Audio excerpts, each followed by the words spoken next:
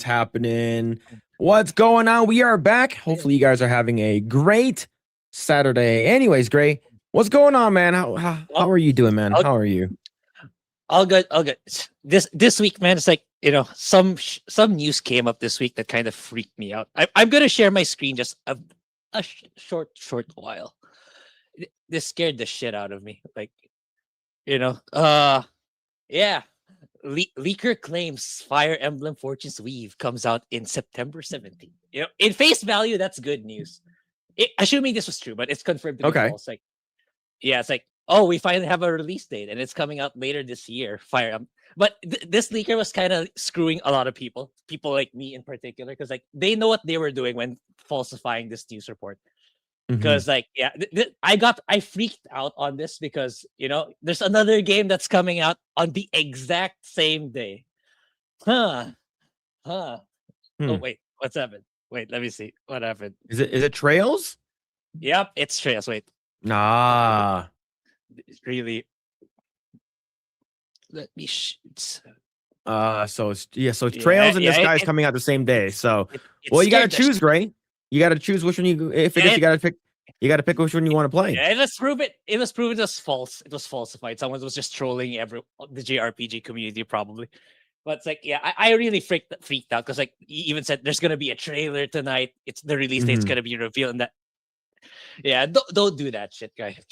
Okay, that scared the shit out of me. But yeah, like I was really worried because like these are the two big games that I want to cover later this year, and it's yeah, I really wanted to make the big coverage for these two games. Well, who knows, man? You might have the opportunity to you know what, just play which one you have the most hype for first, and then play the other one. That's the thing. It's like it's equal. It's not a situation where one is better than the other. I put two of them in very, very high regard. That's the thing. Those are both really, really good games. And the guy knows what he was doing, and I hope he got banned on Reddit.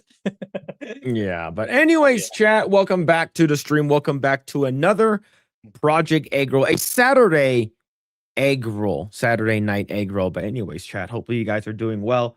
And yeah, we are back, and there's a couple of things that we're going to talk about this week, and of course we can always dabble on what's it called again, the quartering stuff. Like if you like I don't know what really happened yesterday. Like you said, something happened yesterday. I know that since last week, like I of course, like basically since last week when Cinevere was here, he deleted his he completely deleted his X account, or Twitter, or whatever it is, right? It's no longer available. He privated. I'm not sure what it is, right? Yeah, but he did make. There's a doppelganger. Apparently, there's a doppelganger Project Eggroll account out there, and that one is actually done by the quartering. He just can't stay off of social media, and the fact that our account was a year. We created it a year prior to him creating his account. What the fuck? Why does it have a blue background and an egg on it? Right? But I don't know, man. But yeah, we can go ahead and continue talking about the whole quartering situation, the whole quartering drama. But is the quartering drama like getting, is it fizzling out? I think it's about to. They'll continue felting it. Don't get me wrong, but I think when it comes to the overall story, okay, let me just share my screen again. Okay, I'll share your entire screen this time. Okay. So what are the eggs for? That's crazy. All right, so what's going on with the whole quartering thing since yesterday? Yeah, like it's so many shit's been happening with him, man. Yeah, the funny thing is like stuff has been happening so fast with the quartering that what do you call this? That people were complaining in our segment that why didn't we talk about the thing that happened with Bearing and Countdown Killers? I was like, dude, that didn't happen yet. We were recording this. Okay, shit were just happening so fast with the quartering that we couldn't keep up. Yo, what's going on, Gooch? Shout out, man. Yeah. Okay. So the latest thing is this one. I think this one in particular. So this is supposed by Worski. We went through some legal channels and got Quartering's YouTube rep got felted, and she got removed from both cases. So whoever's Quartering's insider was, she's out of the loop already. And although they cannot get their channels back, they can open another one again. So that's excellent news. Yeah. So especially for the Kino Casino Clips channel, because like that was being run completely by their editor, and they don't get a share of that profits. So yeah, really, really good news. So yeah, that's a kick in the balls to Jeremy, which is very, very good. And yeah, it's pretty bizarre that Jeremy had this much power to begin with. And I watched the clip yesterday by Kino Casino. So in it, PPP said like, this is another story like karma working extremely overtime. So for those who don't know, the editor, Derek Flake, I believe his name is, he lives in Ireland. So and as you guys know, Ireland is part of the EU. And to make it even better, I found out from that clip that Ireland has stronger EU consumer rights compared to most of other parts of the European Union. Hmm. So he had the capacity to file a legal complaint to YouTube that you need to address this situation now because like you're in violation of my rights. So Ireland is very strict on that. So he managed to find a lawyer, and YouTube was able to somehow was able to address it 14 hours later. So they've managed to isolate Quartering's representative or whoever's handling Quartering's representative, who is apparently working at Google, it broader Google, not just YouTube. So that's why she had that kind of power.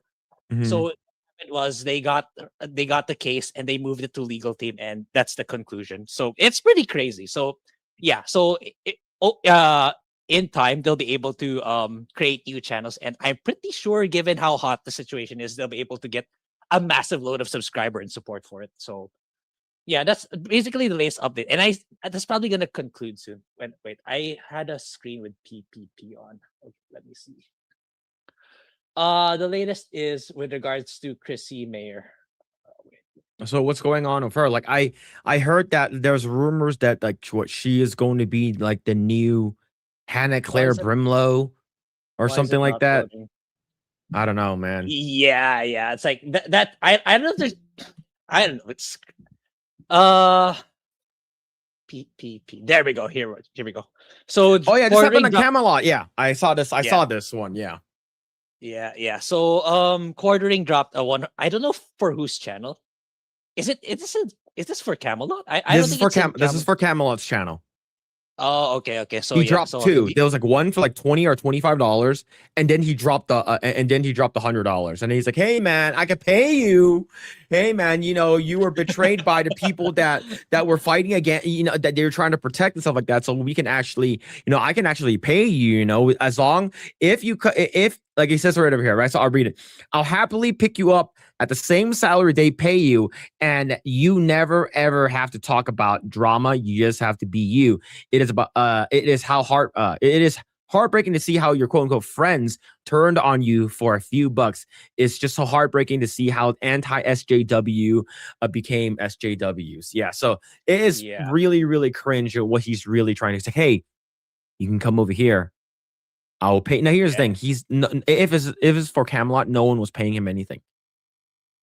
And it's the same for Chrissy Mayer too, right? It's like I think he's doing the same with Chrissy. That's why Chrissy's kind of flip flopping on whose side she's on, right? Like Yeah. for me, it's like at first glance, a part of me kind of felt sympathetic for Chrissy. Like she got ambushed with this whole situation. She didn't know how bad it was. A part of me kind of understood that, especially Hmm.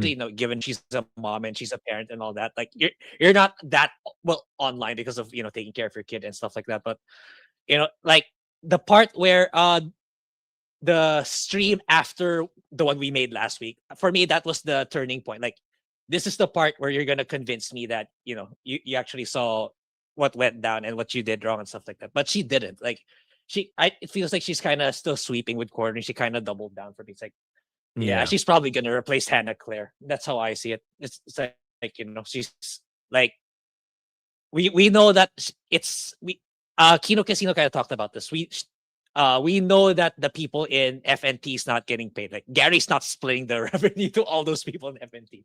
So No. she's not making any money there. So it's like, the value you get for being on FNT is the exposure. Like Gary, advertising your channel and stuff like that. Not directly being paid by Gary. So it's like what's happening. I feel it's like I get the feeling Chrissy's not. I don't know. I mean, she's making good money in her stream, so I don't see why she's having the need to having to go to quartering just so she can get that $500 a stream. I don't know. I maybe that's just me, but I feel like she didn't need to do that. Like for me, it's not worth it. Like Mhm. after what everything went down, after what quartering did, like why would you still choose to side with someone like that? And it's like Kino Casino went harder on her because of that, like kind of exposing the stuff she did in the past, said in the past, and the people she brought on in her show. So yeah, Yeah. pretty sad, pretty sad. But I feel like it's about to wrap up in terms of like what's gonna happen. It's like what's gonna happen thereafter is just Kino Casino and everyone else just keeps shitting on quartering, and it's up to quartering whether or not he's still gonna push through with this content creation space or not. I don't think it's going to go away anytime soon. Like, I think the longer he doesn't say anything about it, I'm gonna say he. I'm talking about the quartering. Like he doesn't like Mhm. he'll just ignore it. The longer it's going to be. Yeah, there will be a time where it will eventually naturally just die out. Like it's sort of like, you know what? Let's go and talk about something else. This shit's been going on for a year now, or some shit like that. But we will always remember. Hey, remember that one time this guy did something? Hey, remember this guy false flagged this channel, or whatever it is. Remember all of this bullshit and stuff like that. But the thing is, like you said, like Chrissy Mayer has been doubling down, is because she's reposting things, right? Typically, when you repost things, you want to signal boost it, right? So whenever someone says, "Wow, it's an absolute shame that your friends who your so-called friends are backstabbing you," and stuff like that, and then like from a random account that has maybe 100 followers, and she reposts it. So why would you signal boost something like that? It's not like you're signal boosting it is because you want to signal boost that account. You signal boosting is because because you agree with it, right? Like now, Yeah. maybe you could be pulling an Asmongold thing where you like the post so you can talk about it on your stream, but you have the bookmark button for that. Normal people use bookmarks. But yeah, anyways, we can talk about this whole Kino Casino thing, drama with the quartering for a bit. But yeah, man, we do have a lot. Shout out to what's it called? The King's Advisors earlier for the raid. I believe we Oh were yeah, yeah, offline during that they did. time. Yeah, thank So you for the shout out to raid. King's Yeah. Advisors. Thank you, thank you. What's this here? What's this? Phil's cousin of the 10. Here's your weekly 116 pesos per stream, Grae. We pay better here than what Melanie Mac pays with the quartering. You don't have to shill overpriced coffee anymore. Yeah, thank you. And okay. So finally last week after the stream, I went to display. Okay, and I saw a poster that I want for Trails Oh, in the Sky, second chapter. But you buy it? I'm about to, but it's pretty. Oh, so It's you 85. haven't bought it yet then? I haven't bought it. It's $85. It's like damn for a poster, but I'll get it. I'll get it a bit. Then I'll finally post it in the in the wall, the wall, All right. the All right. empty wall. All right. Thank you, Phil's cousin. Thank you. Thank you. But yes, we have a bunch of people hanging out. We got Hot Chico, Unacceptable Views. We got Spicy Hummer, Tango. We got Hertz Donut. We got Sayonara, Liberty Prime. Phil's cousin. What's going on, dude? Rabnad. What is happening? And we got SCDB. SEDB with the 2, thank you. Blasting Harambe with pineapple juice is wild tax. I never said that, and you're a liar. All right, but thank you for the 2. Thank you. We got Gooch Show. Shout out to Gooch. Hope you're doing well, man. Hope you're doing well. What are the eggs for? I don't know. Check this out, and then he just plays that video, right? Let's say you got that one time at Bandcamp. What's going on, dude? My impression is that Chrissy understood, but just wanted the controversy and got more than she bargained for. Yeah, it's just like it's not good. Have you seen Jeremy Beardle or Jay in LA? No. My original plan. Okay, here was my original plan. Okay, I don't think I was supposed. I wasn't supposed not supposed to. I wasn't planning on coming to Vegas originally, but I do remember that like there's like a family death like anniversary they wanted to do, so something important for my wife and stuff like that and her family. And no, she's my cousin, so that's the reason why I'm in Vegas. Like the original plan was to hang out with the G&G crew. I know they went to what's it called again, Universal City City Walk. And I think that I think all the guys from the G&G crew, Beardo, I think Beardo, of course, Jeremy, Jay, Ryan, they're all at the Gina Carano fight right now. They're all there. So I think I'm not sure if I was supposed to go or anything like that. I'm not sure if I got an invite for anything like that, but I knew that I was supposed to hang out with them. But with this whole like family stuff, like I ended up not being able to go. So, but I do know they're here. I do know that they're here. I know that Jeremy had to take an airplane over there. So see, we have Jay over here, right? We have let's go and bring us over here. All right, we have this right over here. We have Jay, we have Bobby Green, and who's this here?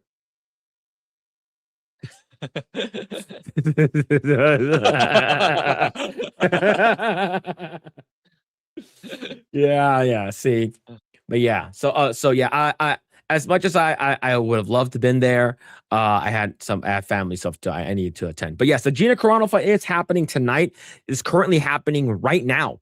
Not the fight itself, but the actual there's a bunch of like other like exhibitions, and then I think the main event is Ronda Rousey and Gina Carano. Of course, my money is on Gina Carano, and plus Gina. For me, I'm a Gina Carano fan, but I'm not sure if you saw this. I saw this on my Discord. Let me bring it up. I saw this on my Discord. So Grae, of course, you don't have a dog in this fight. Who do you want to win today?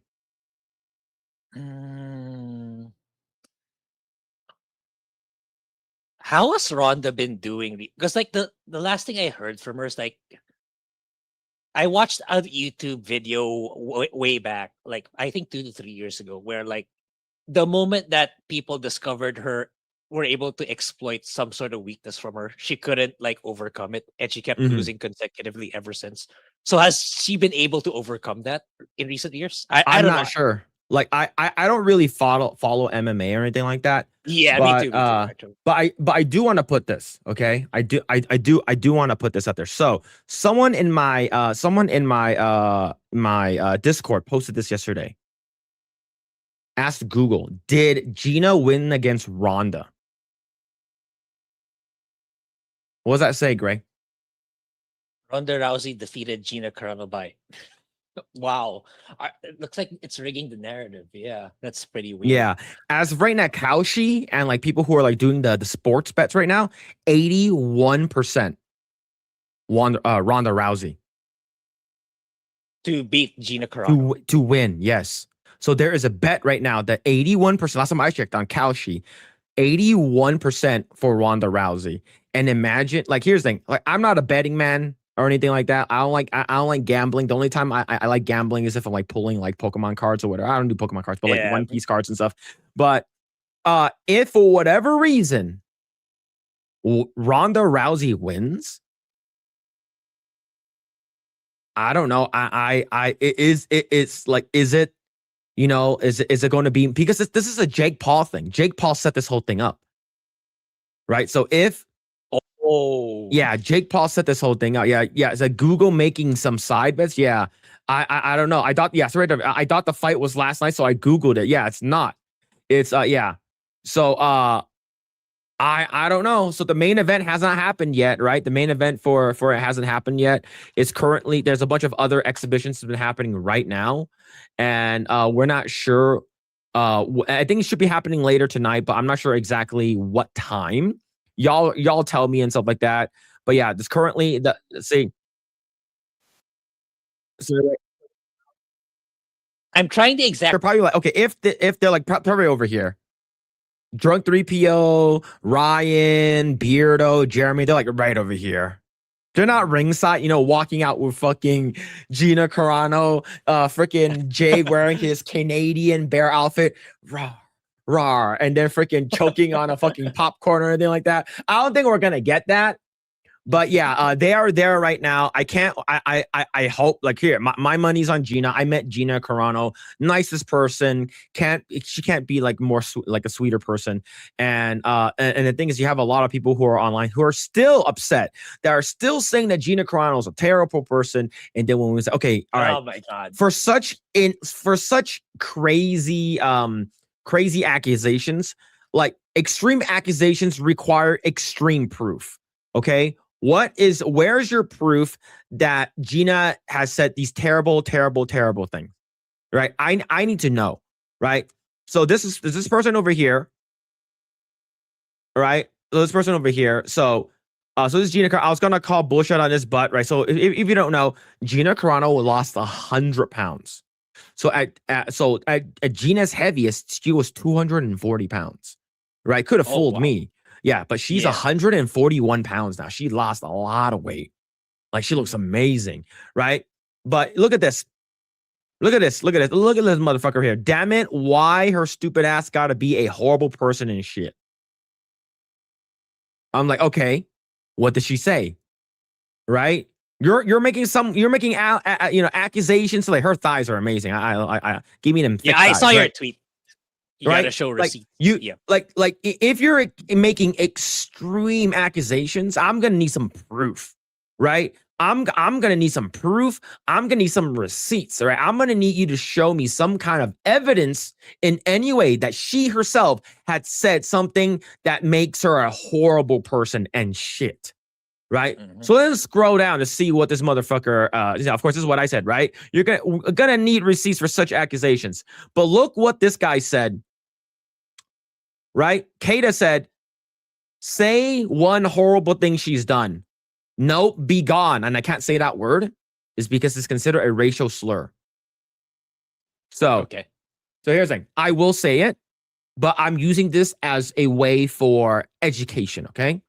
The word that he's trying to say, the word is coon. COON. And it's basically saying that you're a black guy that's basically subservient and you are basically helping the white people, right? You're basically like trying to you're black, but you're not acting black is because you like white people and you like white supremacy, that kind of stuff, right? Yep. That's basically where I don't know why that's considered a racial slur. For me, I always use that word because I used to watch a lot of South Park and Cartman dressed up as this character called the Coon. So this is the reason why. And he basically said, "Nope, be gone." Right? Such a nice person, this guy, right?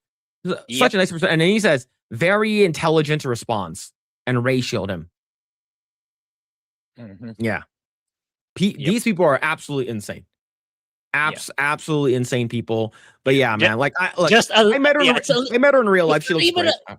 Yeah, it's not even a legit pushback. You just add, okay, show receipts. Like that's all you said. Show receipts about this, and they just went. No, they can't. The reason why they can't is because they don't have any. They don't have any. Yeah, exactly. They don't have a legitimate reason for you to call a person it's like, oh, this person is a terrible person. This person is a horrible person. Okay, all right. What has this person said? Is because if my friend or a person I know, right? So I met her. I don't know her. I met her, right? There are probably cases in the future where I may be meeting her again, right? So if the person that I like, the person that I have met before, has said some terrible, terrible things, and you're trying to deter me from interacting with such a terrible person, I'm gonna need receipts. And motherfucker, you don't have any. You absolutely don't have any, right? What has she said? Beep, bop, boop. Wow. Call the cops. Offensive. Call the cops. Right? Yeah, absolutely crazy people, right? And of course, this guy is black, right? Black on black violence, basically calling Kata that word. Yeah, sure. Tolerant left. Absolutely crazy people, man. But yeah, the fight's going to be happening. I'm not sure when it is, but look. Grae, do you watch wrestling? Absolutely. I told you I'm the worst person for sports. Like that's the one topic that's worse compared to my take on movies and TV shows. All right. Okay. So have you watched South Park? A little bit. Not very. So, but not really, right? So now have you watched WWF wrestling? No. Okay. So there's an episode in South Park where you know how real wrestling looks like, where you're like rolling around, you're pinning people and stuff like that, you're tying them down and stuff like that, you're making them submit, right? So basically, that's real wrestling. The wrestling I grew up with before I knew that was considered real wrestling, was WWF, WWE, right? The Rock, Stone Cold Steve Austin, Undertaker. I thought wrestling was real. But so South Park did an episode about it where these kids were into wrestling all of a sudden, right? Right. And what happened was that there's you get these boys, they're like, all right, they're joining wrestling team, and they start doing like these crazy like power bombs, suplex moves, and like what and the teacher is like, oh, that's not real wrestling. This is real wrestling. And it's like, oh, what are you doing, man? What are you doing? Get off of me. That's not real wrestling. You got to tell a good story first, right? You got to give a good backstory and why this guy is doing what he's doing, right? So then he gets really, really mad. And then the kids started doing their own backyard wrestling where they set up like tables and stuff like that. When they come out, it's like, yeah, my mom was into wrestling. And they all have these crazy like backstories and stuff like that. And that's not real wrestling is. And teacher starts getting mad. And then he's like he goes to the cops and says, "That's not wrestling. This is wrestling." He brings out his phone. He shows it to the cops, and he's like, "Sir, you better put that gay porn of yours away." Right?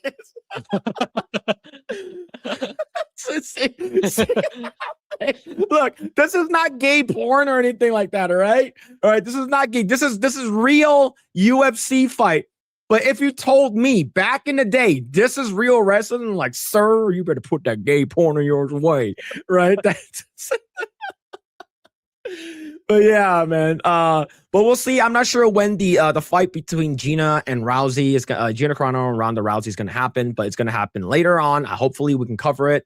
We're probably going to get copyright claimed or whatever it is. I do want to at least talk about it just a little bit. Yeah, just take it down the moment like we get the notification. When we're done going live, just remove the segment. Yeah.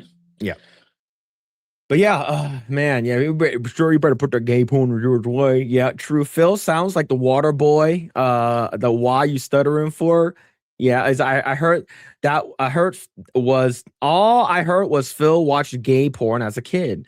As uses that clip of the clown themed the wrestler that humps people. Yeah, gay porn is regular porn to Phil. Fuck you guys. Get the fuck out of here. All right. You know what? You don't need to be here. You guys don't need to be here to make fun of me. All right, chat, calm down.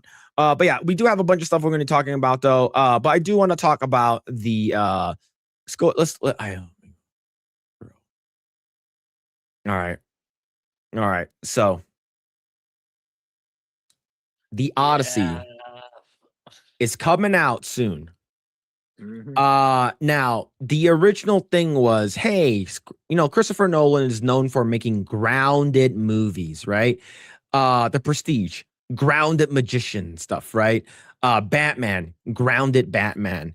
Everything is through science and through what's it called again, or whatever. And Inception is bullshit, right? But he tried to make it, go off of science.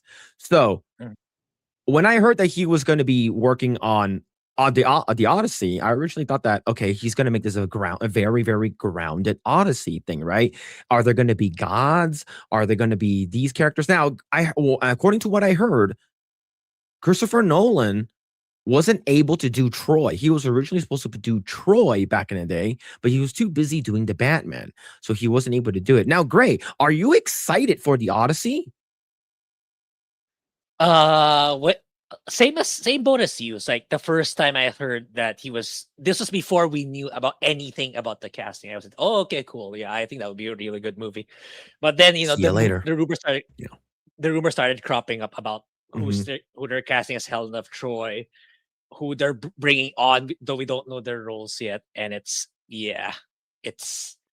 like when that rumor started showing up where, Lupita was going to be Helen of Troy before the confirmation. Like, 80 to 90% chance in the back of my mind, this is probably true. This is very, very likely to be true. Yeah. And at that point, all hype of it for me died. And, it was only a matter of time until we got confirmation of it, which I was right. So, yeah, it's like, not anymore, even it's like, I've seen some of the takes. Like I watched Gary's video. I watched Drinker After Hours, and they're actually kind of like tame about their feedback with Nolan. Like Gary said, Gary and Ryan saying they're not sure if it's about the awards. For me, it's 100% about the awards. Like yeah, you can make the argument, but Nolan already got all the awards. Yeah, sure, but for me, it's like people like Nolan, the wealthiest men in the world. I feel like they loathe the word enough. There's no such thing as the word enough for them. There's never enough money. There's never enough awards. So for me, Nolan like is doing everything he can. He's always doing all the magic he can to score another award, even though he already has plenty. So for me, Mhm. it's really more of an ego thing for him. Like he will do whatever it takes to get another award. And as we all know, to get an award in Hollywood, you gotta insert all the races in there, man. Even though it's like Mhm. stories got nothing to do with the other races. At the end of the day, it boils down to that. Like you can make whatever excuse you want for him, but why? What other reason is there for him to compromise on his beliefs? Like, right? It's like Yeah. he wants more awards, even though he already has plenty. Even though he's already one of the most revered, well, formerly respected figures in Hollywood, but he really needs more awards because for the sake of ego. The same way why the richest people in the world want more money. 'Cause it's just a insatiable abyss, Yeah. in my opinion. It's insatiable greed for more, even though they already have nearly much more than they will ever need in their lifetime. Mhm. For me, it just boils down to that. And yeah, we're gonna right. And I don't know. Do you really think Elliot Page is gonna be Achilles? According to what I heard, it might be Achilles, or I'm gonna dead name her. Ellen Page might or might not be Achilles, right? We're not sure, but the reason why people are saying the chances are high now is because of now officially confirmed Lupita Nyong'o playing Helena Troy and Helena Troy's sister, right? So Clytemnestra, I believe that's what's called. And what happened is that like what Jeremy said, why is Nolan doing this? Or why is he doing this? Right? You were able to win the Academy award and stuff like that on multiple things is because you were able to win it for Oppenheimer.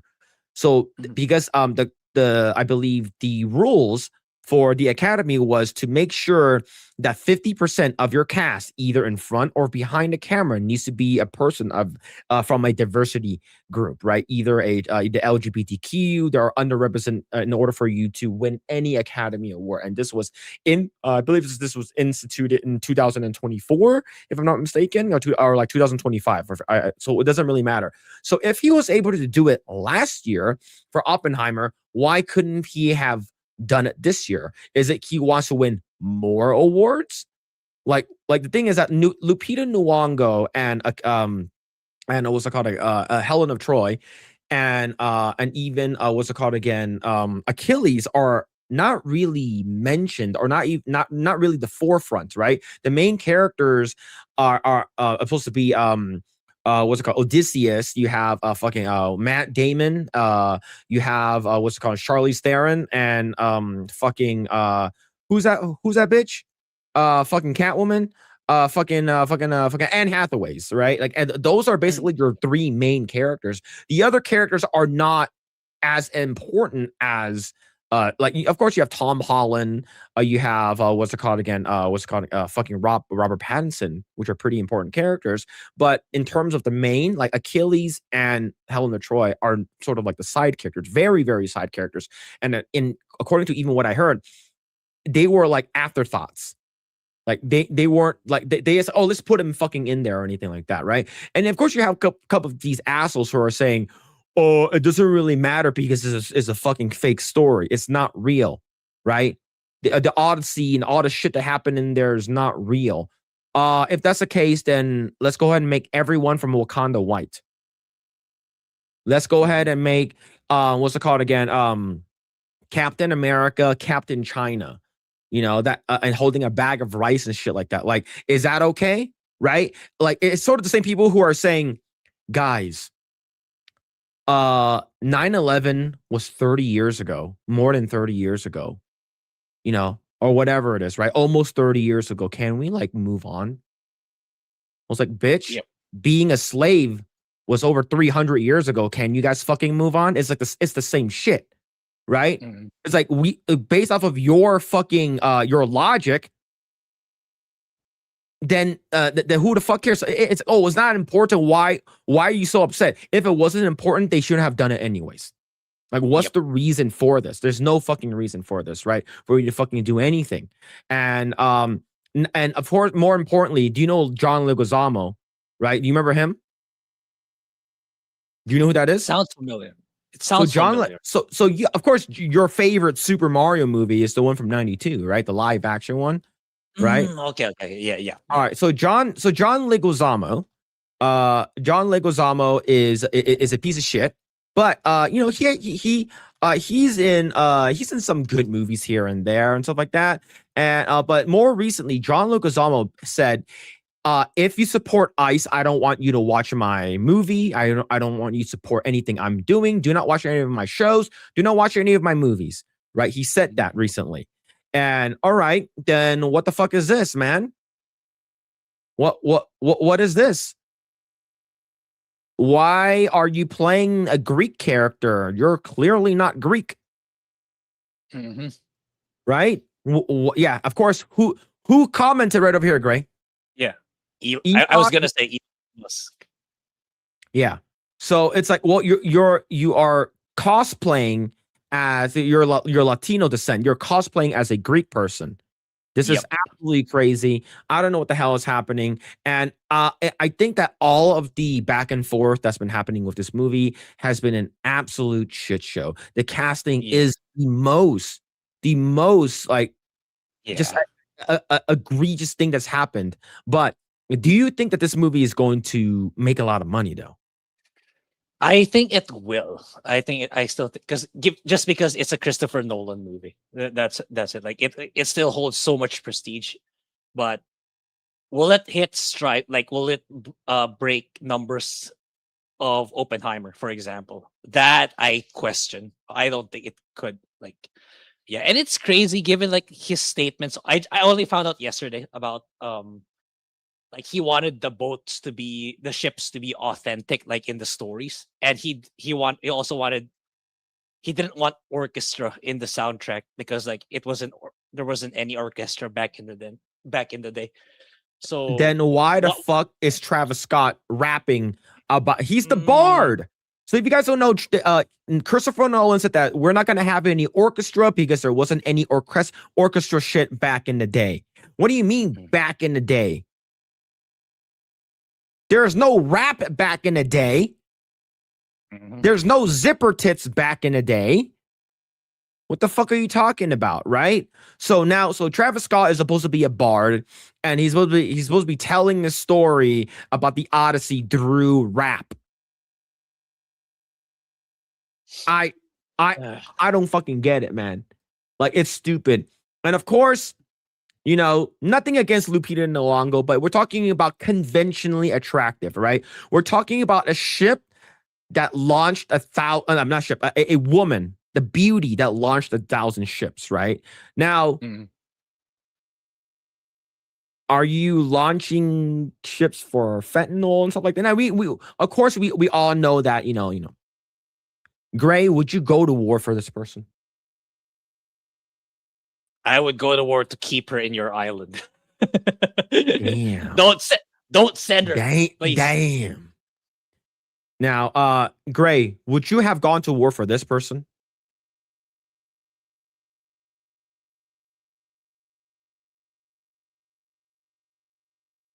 I was gonna. Is that still Kruger? Who? Diane Kruger is like that. No, this is just a random girl. Yeah, I was gonna. Does she have is she a celebrity or something? I don't know. Grae, what? Who cares? Who cares what her name is? Grae? Okay, actually, we do care because you want us to research her. I get it. But yeah, so this is from Alex Jones. Why is Elon Musk upset that Hollywood cast Lupita Nyong'o as Helen of Troy and Christopher Nolan's upcoming Odyssey? What's wrong with purposefully erasing any evidence of the white Western culture ever existed? This is what Helen of Troy actually looked like versus the new woke improvement. So yeah, I would go to war for this woman. I would go. I how many wars? Yeah, I would go to Grae, like show teeth. Grae teeth. There. What's your rating? Okay. What's your teeth rating? What's your teeth rating scale? Okay, now I'll go to war. I went now the moment I saw the you didn't show the Yeah. teeth earlier, man. Yeah. So yeah, so it's this absolutely crazy thing that's been happening. Look, imagine if Odysseus was like Chris Pratt and Helena Troy was like Sydney Sweeney. I think that would be. I think that people will go to war for Sydney Sweeney. Right? People will go to war for Sydney Sweeney, man. But this is not looking good. The entire cast is happening, right? You have Anne Hathaway right over here. And it's just like you have, hey, Odysseus, where's Odysseus? Say, let me tell you something. He's gonna sound like John Bernthal, man. But yeah, I think, and we all know that like Hans Zimmer's is like has I was gonna say it has STDs. No, he has TDS. Hans Zimmer hates Donald Trump. But yeah, overall, I'm not sure if this movie is gonna do really, really well. I think that the normies won't really care. I think the normies will go in, but they will once they see the movie. There's a reason why you're not really seeing like too much of Ellen Page in the movie, and you don't really see Lupita Nyong'o's character Helena Troy in the movies, because imagine that was the front, like on the forefront, and everyone see this is Helena Troy. Every man, God damn, man, but man, but yeah. So not looking so good. But Grae, you know we're gonna have to watch this though. I don't know. It's like We're gonna have to watch this movie. It's like I'm at the point where like, do we though? It's like, are we supposed to financially support this shit? Hey, I'm not saying that you financially support it. I just say that we need to watch it. All right. Okay. That if that's what you're implying. Okay. Yeah. So of course you're gonna have a lot of people out there who are furious, right? Like, and that's the reason why places like the View needs to be these hags need to be sent back to the Stone Ages to where they came. See, Sonny Hostin defends Black Helen of Troy in the Odyssey by claiming Greek culture was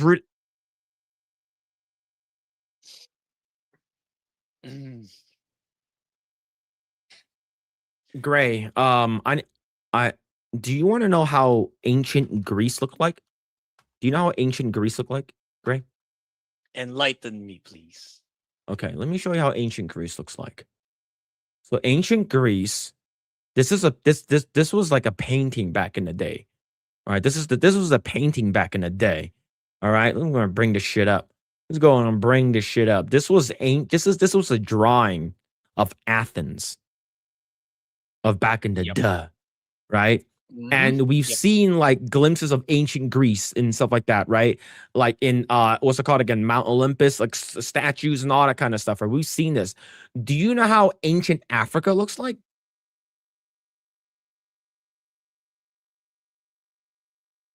Do you know how ancient Africa? I have an idea, but yeah, go ahead and All right, so show it on screen. okay, so this is let me show you how Europe is back in the day, and let me show you how Europe is now, okay? So Europe then, Africa then. Makes sense, right? Mm-hmm.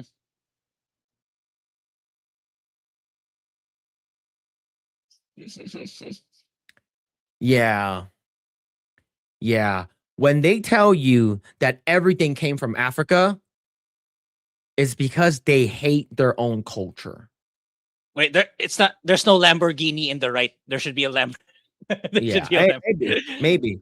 But yeah, like these people are absolute morons, right? People who don't know history and stuff like that.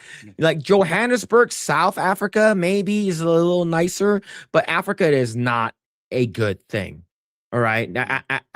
Africa right now is not right. And you know what's the crazy thing is? I remember there's a guy that was talking to like a younger black lady, progressive lady, and he said that the reason why we called like we agree of white supremacy is because it's because they're better than us. When the first time they showed us an airplane, we're like, what the fuck is that? When the first time they showed us electricity, when the first time they brought like clean water, the first time, of course they are better than us. So of course the supremacy. That's the reason why we want to be like the rich white people. Is because they are the one who actually gave us all of this shit that we had no idea existed in real life. Right. And like that's the reason why we agree. Yeah, they are better than us because of that way. Right. Like these white people are better than us. That's why I agree with that. And that girl was fucking stun locked. She didn't know how to respond to that. Right. She's an American, like liberal left. And this person is speaking with like, like he speaks like he's from like freaking like Southern Africa or whatever it is. Right. Freaking Nigeria or whatever. It's because, like without the rich white people, y'all still be living in mud huts. But even with rich white people, y'all still living in mud huts. Like, do you know what's even more crazy? There will be no slavery if black people from Africa didn't sell slaves to the white people. That's crazy. But yeah, blame it on what's it called again? The white people that the reason why your country is failing, right? Yeah, Greek culture is rooted in Africa. Do you know what Greece should do? They should sue Christopher Nolan. I think the country of Greece and Greek people should sue Christopher Nolan exactly how the people of Greek sued or Africa or no, fucking Egypt or whatever sued Netflix and sued Netflix for Cleopatra. Was there an update to that case, by the way? I don't fucking know, but they should do it anyways. Do it anyways, right? You want to be culturally fucking appropriating other people's bullshit? Right? That's crazy. It doesn't matter anyways. If it doesn't matter, you guys shouldn't have done it anyways. You guys shouldn't have done the race swap, the sex swap. Now we're gonna have zipper tits. Now zipper tits Achilles. What is the matter with these people? Now we gotta watch this though. We gotta watch this. So have you been seeing what the actual new clips look like from what's it called again? Odyssey. The Odyssey. Have you seen it? I haven't been paying it because the moment that news got confirmed, we gotta watch it. I lost some willpower to actually dive deeper. But okay, I was gonna tell you. Do you have the compilation? We gotta watch this.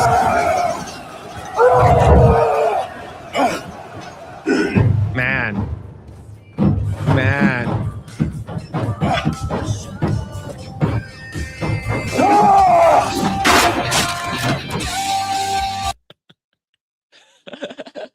It's okay for RAM to be more expensive, guys. It's okay. Yeah, you know what? I'm okay if RAM prices go up just a little bit. But yeah, man. These people are absolutely crazy, man. What's this here? Phil's cousin with the 5. If Hertz starts asking for Ellen Page AI picks in a Coomcast, ban him immediately. I said it in my stream and I'm gonna say it here again. Ellen Page was a very cute girl when she was in Juno, when she was in Super, when she was in Inception. She was a very, very cute girl. Unfortunately, Zipper Tits Page is fucked herself. Not a good way. But thank you for the 5. Matt Vlog with 499. Last 5 Nolan, Oppenheimer, 976 million. Tenet, 365 million. Dunkirk, 549 million. Interstellar, 720 million. The Dark Knight Rises, 1 billion.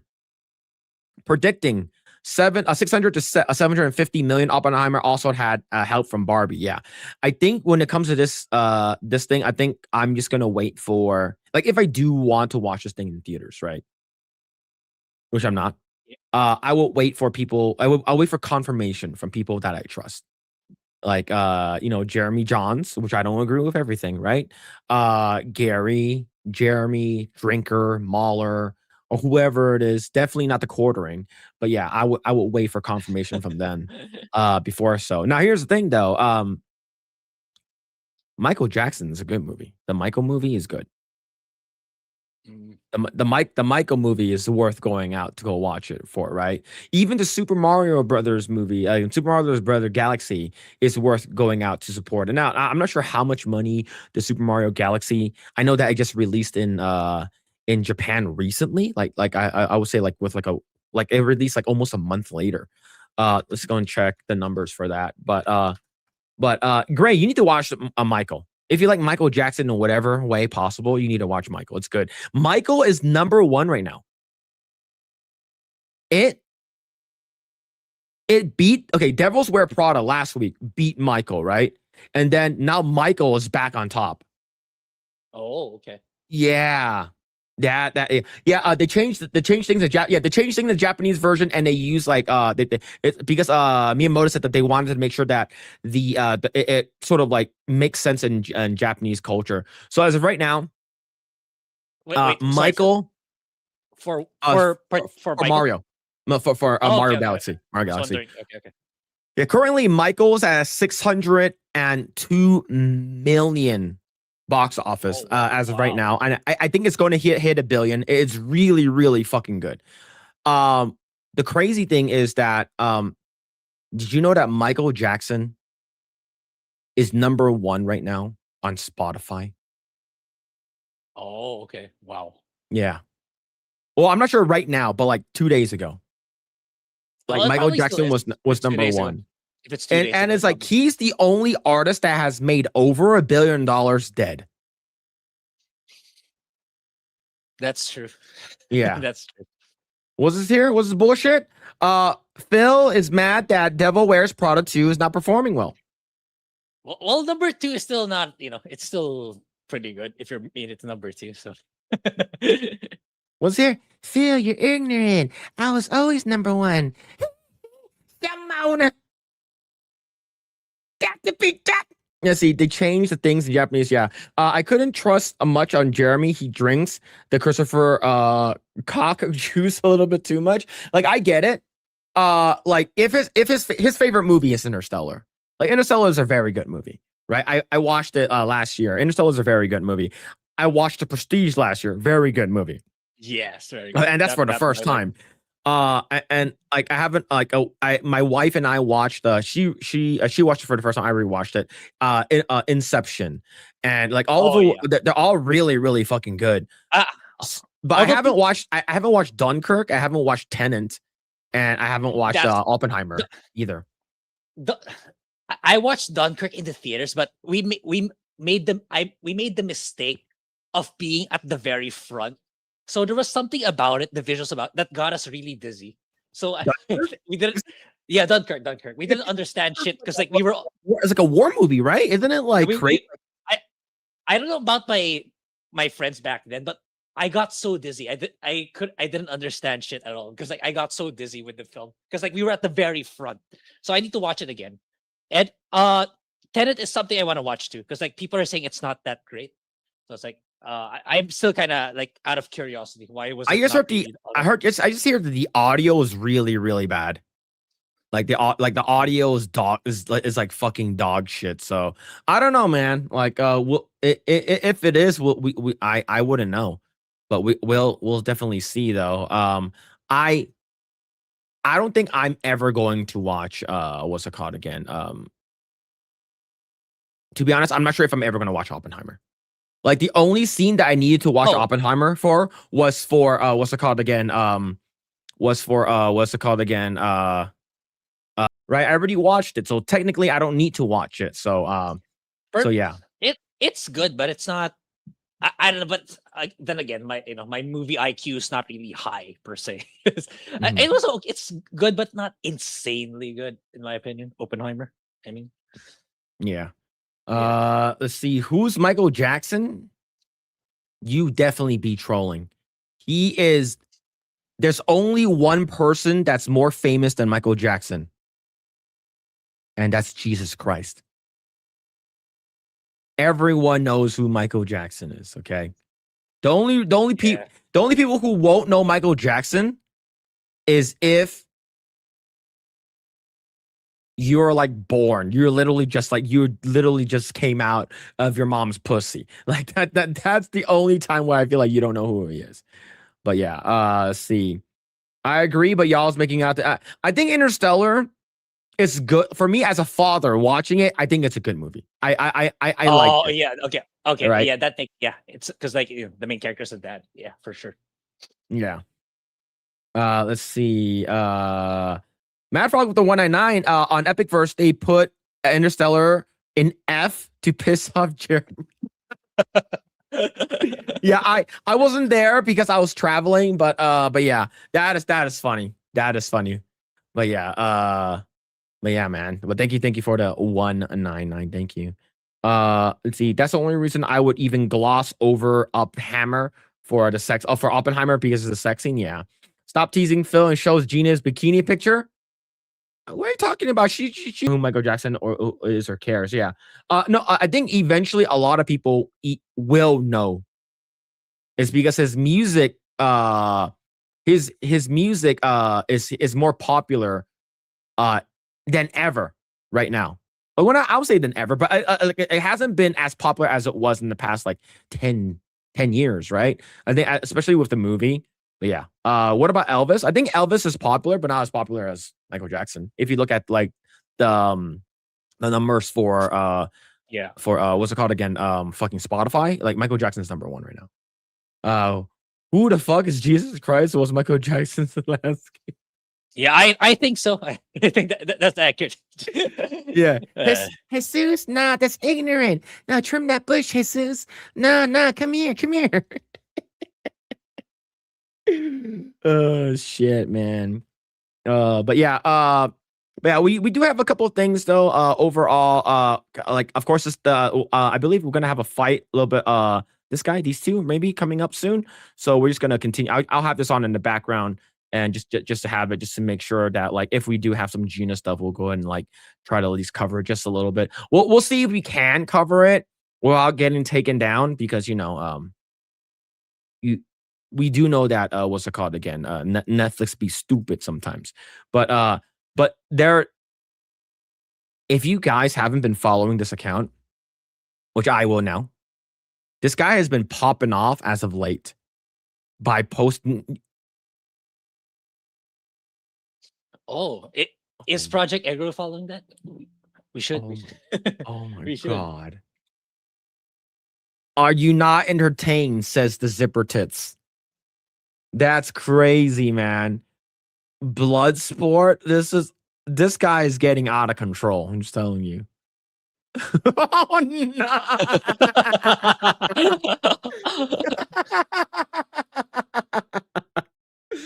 Oh no, phone home. Oh, Transmax is crazy. But yeah, we got to watch a couple of the other ones. So, have you seen? All right, so there's a Predator one. Have you seen the Predator one? This one is the recent one. Have you seen this one? No. I was thinking like before we went live. I'm pretty sure. Yeah, Phillips probably has a compilation of all these. All right. Have you watched Predator? If I did, it's been a long time. Who's Grae? Who's the main character? Arnold, right? All right. Right? Oh my god. You're questioning it? All right, we're gonna watch mark? it. All right, so watch this.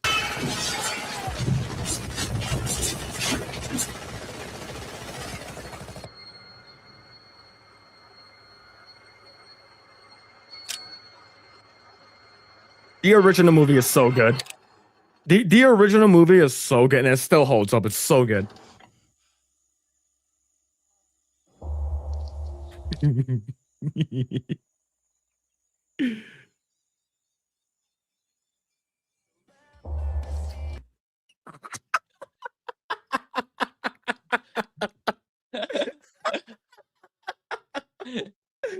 This this part is the funniest part, man. Oh my god. Oh my god. Oh man, here we go. Here we go, boys.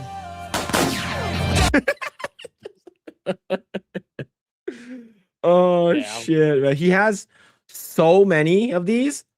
All right, here's another one. Have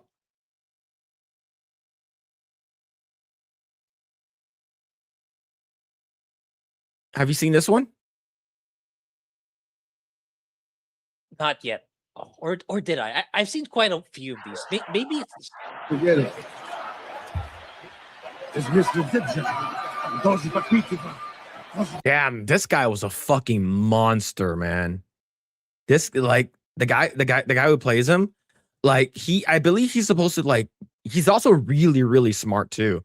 Yeah, but this guy was like a fucking monster when I first saw him in Rocky. I'm like, holy fuck, man, this guy's crazy. Yeah, Dolph Lundgren, yeah.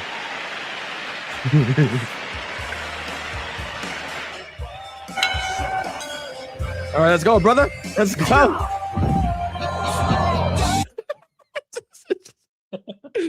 Yeah, man. Oh shit, bro. Yeah, he has a PhD too. Yeah, he's a smart guy. Very smart guy. But yeah, this guy has so many of these.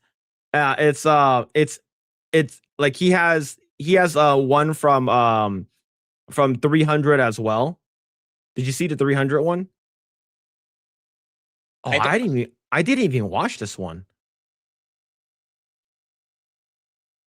I didn't even watch this one. Okay, so there's also one. Okay, here we go. I'm gonna watch this one here.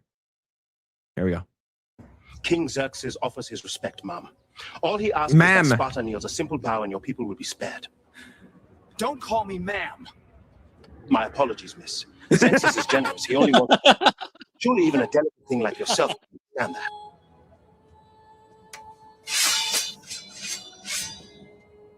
I said don't fucking misgender me. Ma'am, calm down. No need to get emotional. Who's that? Who's that?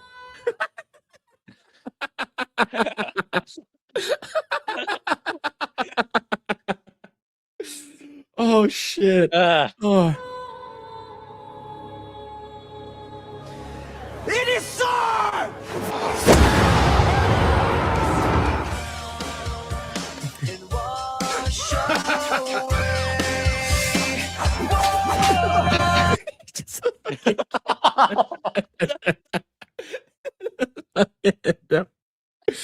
Oh shit, man.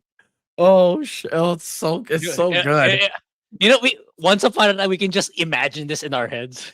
Nope. Now you can just make it using AI. Yeah, man. Yeah, these are so good, dude. There's so many of them. But yeah, let's see. Yeah, I knew the music was coming. Yeah, it's the best. Yeah, these Ellen movies are getting short. Yeah, they're not good. Dolph is more of a qualified scientist than Bill and I. Yeah, Dolph is like a legit, like he's like insanely smart. He's like, oh, I'm just gonna become an actor. I'm like, all right. Yeah, found your origins videos of the Geeks and Gamers crew. Great content. Yeah, man. Yeah, thank you. Yeah. What's going on, Wenzilla? Hope you're doing well. Yeah, he doesn't fall. He just dies. Fucking dies to death. Yeah. What's going on, JW? Hope you're doing well. But yeah, Troy's. Yeah, I think Troy is the best one. That's the one that really popped off. Like, it was insanely funny. All right, let's go and see what other stuff we're going to be talking about. All right. Oh my god, man, I'm gonna have to talk about this. We're gonna have to talk about this. Oh my god. I told you he was gay. Everyone knew he was gay already. Yeah. I think everyone did. Yeah. Everyone did. Everyone knew that this guy was Yeah. gay. I told you guys this guy was gay. Everyone knew already. Mhm. But he I had an inside source that worked with him on The Last of Us told me in person, this guy is super gay. He's a closeted homosexual. Like, so when he was sucking dick in Game of Thrones, he was literally sucking dick. He was laying pipe. But yeah, so to me, if you're willing to play those kind of roles already, it's like for me, yeah, you're gay. It's automatic already for me. If like already on GOT, if you're willing to play that flamboyant role in movies, even if it's just a movie or TV show, yeah, you're gay 100%. Yeah, well, so yeah, like, we got said like, why would he be closeted at this point? Yeah, just come out and be gay. I think a lot of people will accept you. Why are you closeted? Right? It's 2026, right? So just if you're gay, be gay. If you want to suck dick, just suck dick. It's fine. No one's gonna judge you. Now, if you chop off your dick and grow up, fucking get implants and you want to be a woman, then that's an issue. But you can do that at your own time. But who cares? So Pedro Pascal has the internet in a tizzy after Stephen Colbert kiss. I think Stephen Colbert is gay too. Yeah, I think so. Like, it's like I didn't check the clip anymore or the context behind. I'm pretty sure it's something to do with the Mandalorian Grogu, but it doesn't really inspire confidence given Colbert is helming the new Lord of the Rings films. After like he's getting scrutiny. And I somewhat kind of defended him. Maybe the guy's a real fan and he's not really gonna let propaganda get in there. But now I'm not so sure. I'm not so sure after seeing this for the week. But yeah, it's like I didn't want to watch the clip, so I don't know the full context behind this. But it's probably something to do with promoting Mandalorian and Grogu. Yeah. But yeah. Okay, so, but the reason why we're talking about this isn't because we want to talk about Gato Pascal, whom I share a birthday with, which is April 2nd. We're not here to talk about that. We're here to talk about Mandalorian and Grogu. Now, the Mandalorian and Grogu movie has gotten early reviews already. Our friends over at Film Threats, shout out to Chris Gore and Alan Ng, shout out to Dad over there. They were able to watch the movie and they gave their first assessments. But it's not just them, but a lot of other people too. Now, Grae, what are your thoughts on what not our friends at Film Threat, but what the regular shills, the people out there are saying about this? I imagine it's like the greatest thing in Star Wars ever or something, like somewhere along those lines, or what if the pinnacle of Star Wars. That's what I thought too. Mandalorian and Grogu is one of the weakest Star Wars movies. An emotionless, predictable experience that doesn't push Din Djarin anywhere interesting. Dull, unexciting fight scenes, just CGI monsters, action figures mashed together, a long, colorless, made-for-TV movie. Another one. Mandalorian is fine in an inoffensive, technically impressive spectacle that's kind of a snooze fest. Not very much structured like an abridged season of the TV show, which unfortunately plays like the cutscenes of a Star Wars video games instead of playing one. The expansion of the canvas unfortunately exposes the weakness in the writing and lack of emotional connection I felt for much of the series. Favreau has the touch if only someone else wrote the script. That being said, it's a nice turn to the pulpiness and simplicity of the first two seasons. Ludwig is working with working overtime to deliver the goods. If you love the show, I'm sure you'll have fun. Right? It's no surprise. Every review of the non-Star Wars fan account is calling Mandalorian Grogu out for what the marketing has been suggested over the year. This movie is a few episodes in the series stitched together.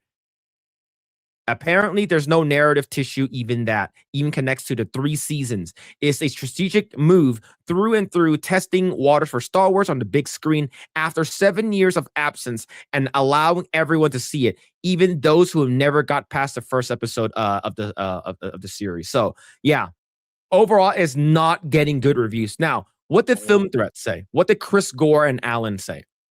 They said that it's okay at best. Right? They said that if you love Baby Yoda Grogu segments of the show, you'll love this because there's a whole section where Grogu goes off by himself, does some weird shit, right? You'll like all of that. And it's like all of these reviews says, and I don't even know who these guys are. I don't even know who they are. They said that this does feel like it's a 2 hour and 12-minute movie. They said that this movie is aimed towards kids. And that's a long movie for kids. For kids movie. I was going to say it's pretty long. Yeah. Yeah. And moreover, they basically said that it's a bunch of seasons, a bunch of three or four episodes put together. It's not awful, but it's not good. It's meh at best. So yeah. I really think Grogu was overplayed already after the first season. They really overplayed that hand already. Mm-hmm. And yeah, it's for me, it's like Jay said before, it's like too much time has already passed since the last season for this to bring the impact that it could have brought. This movie came in way too late. And like I don't even remember a lot of details already. So yeah, not surprising. Like, it's like I couldn't be bothered doing the research on this anymore because like I'm so tuned out with most of Hollywood. Yeah, it's like what is this coming out for the public for viewing? I think it's coming out soon, right? Mando. It should be. Let's see. I believe it's coming out like next week or 2 weeks from now. So the early premiered on the 14th and it's coming out on the 22nd, which is next week, next Friday. It's for us. It's actually on the 20th. Oh, very very soon. Okay. Yeah, but I'm not really excited for this thing, for sure. Yeah. So a lot of people are not liking this, and even the shills are coming out, and people who are like, hey, I like it's like it has nothing to do with the like, of course, it was a Star Wars theory. He's been going and reading a lot of other people's reviews and stuff like that, and it's not looking good. Yeah, pretty much the same thing. It's nothing new. It's nothing groundbreaking. It's just more of the same. Nothing really like holy shit, big story beats, something crazy happens. None of that. Yeah, a part of me, there's a rumor that I read last week, but I'm pretty sure it's not true, that Disney's gonna gut the entire new trilogy. Like that's not, I don't think it's gonna happen, but I wish it did. This start like pretend like 7 to 9 didn't exist along with all the other spin-offs and TV shows, then start from scratch, but not gonna happen. Disney has too much. It's too big. Has too big of an ego for that to happen. But for me, that's the way you can fix the series. But otherwise, it's such an uphill battle. It really is. Yeah. So, man, it's like, do we now? Remember, I have my friend Dave was like, imagine if Mando and Grogu does really really well, Star Wars will be back. I'm like, you think it's gonna do well though? And it's not. No one cares about Star Wars now. No one cares. And here's the crazy thing. My son is into Star Wars right now. And you know which characters he's interested in? Darth Vader, Obi-Wan Kenobi, Luke Skywalker, Chewbacca, Yoda. The OGs. I showed him Mandalorians and stuff like that. Oh, he also has a Darth Vader mask, a lightsaber, a Darth Vader toy, and a Stormtrooper toy. I tried to show him any of the newer stuff. He didn't care for it. Now, here's the thing. Maybe he wasn't interested. He just didn't care. And the thing, he leans more towards like the boys action figures and the boy toys and stuff like that, which is great. But yeah, like Star Wars is fucking dead. Yeah, it is. Like you go to Target and like I'm looking for like he's looking for Chewbacca. We can't find Chewbacca. Han Solo. We can't find Han Solo. Right? You can't find any of like they're showing like a Baby Yoda, Grogu, Mandalorian, the newer shit. Like he does not fucking care about any of that kind of stuff. And it's sad, man. Star Wars used to be like a household name. You have like an entire section at Target all dedicated to Star Wars, and now it's one tiny sliver area that's next to. Do you know what's crazy? Jurassic Park has a bigger section than Star Wars does at Target. Oh, crazy. Yeah. You have a lot of like Jurassic Park shit, a lot of really cool dinosaur toys and stuff like that. Like Star Wars is like probably like this big. It's like a one section. You get some of the masks. You get the new characters that are like no one touches, right? And it's sad what's happening in Star Wars, man. It sucks. Yeah. Yeah. The only thing that I have some level of interest in is like the new the fate of the Old Republic. But even then, it's like I'm very, very skeptical that it'll deliver. Yeah. Yo, nobody. Thank you so much for the raid, man. Thank you. Thank you. Yeah, thank you. Thank you, man. Hope you had a great stream, dude. Thank you. Let's see. Let's go back and read some comments here. Oh, that's rough sharing a birthday with him. I thought sharing a birthday with Jennifer Aniston was bad. At least Jennifer Aniston is hot. Yeah, I think Rabned was saying he has the same birthday as Bill Clinton. At least Bill Clinton had sex with a bunch of, never mind. Never mind. Forget about it. Forget that I even brought that up. All right. But like I said, I don't share a birthday with Pedro Pascal. I share a birthday with Michael Fassbender. That's who I share a birthday with. All right. I just reread some pre-Disney EU books. No one cares left for Disney Star Wars at this point. No interest. Yeah, it sucks. Yep. They should have ended Grogu. If they kill off Grogu, the middle-aged Karens, the middle-aged fat liberal women will be furious. Even though they don't watch the show or the movie, they'll be mad. I guarantee you. All right. Do you remember that scene where the stormtrooper punched the bag that Grogu was in? The internet collectively came out like, we need to kill that guy. Right? The people on X. It's like, how dare you punch him? What the fuck? Yeah, they were so mad, bro. Let's see. I grew up with Star Wars, became part of my life around the age of 11. Yeah, exactly. And now no one fucking cares about Star Wars. Now the only thing that we're doing is making fun of Star Wars. That's the only thing. I need to bring this up. So I told you that currently right now, Jeremy, Beardo, Ryan, and Drunk 3PO, Jay, they're all at the Gina Carano fight in what's it called again? They're waiting for the Gina Carano fight in LA. You want to hear something funny? Grae, you want to hear something funny? Sure. So do you know who Brett Cooper is? Yep. Theater Beardo literally stole Brett Cooper's seat. She showed up and kicked them out. Respect. I was trying to warm her seat.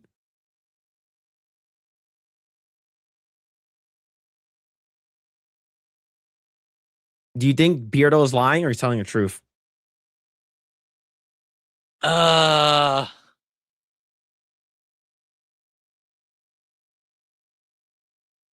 Wait, but Beardo has another seat, right? Right? Yes, he does. Okay, then he's telling the truth. You think that he's trying to warm?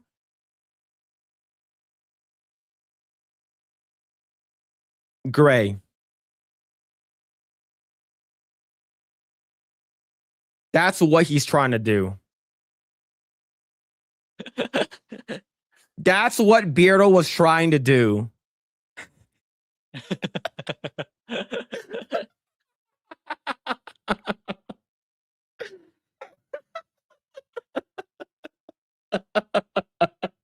That's Beardo on the bottom. And that's hopefully he was hoping that that's Brett Cooper. Isn't she married? Yes. She is. Beardo was warming his seat with his farts. Yeah. Fucking with his fucking blasting testosterone up his butt. But yeah, that was basically Beardo. But yeah, man, it's we'll see what's gonna happen at the fight though. As of right now, Gina's not fighting yet. We have these two guys who are going at it right now. These two guys are going at it. So yeah, so that's what's happening right now. But yes, let's see. He pooped on it. Yeah, let's go, Gina. I hope Gina Carano wins. Yeah, Chrissy Mara likes Grogu. We should have saw it coming. Didn't Az rip? He had a Grogu toy and he like ripped the head off, and everyone he was like, did? "Oh my god, what are you doing?" That's what I heard, man. Beato was warming up his farts. Yeah, crazy, man. Crazy. All right, let's go ahead and talk about Nintendo. There we go. Here we go. So let's go and bring that up like that. Okay.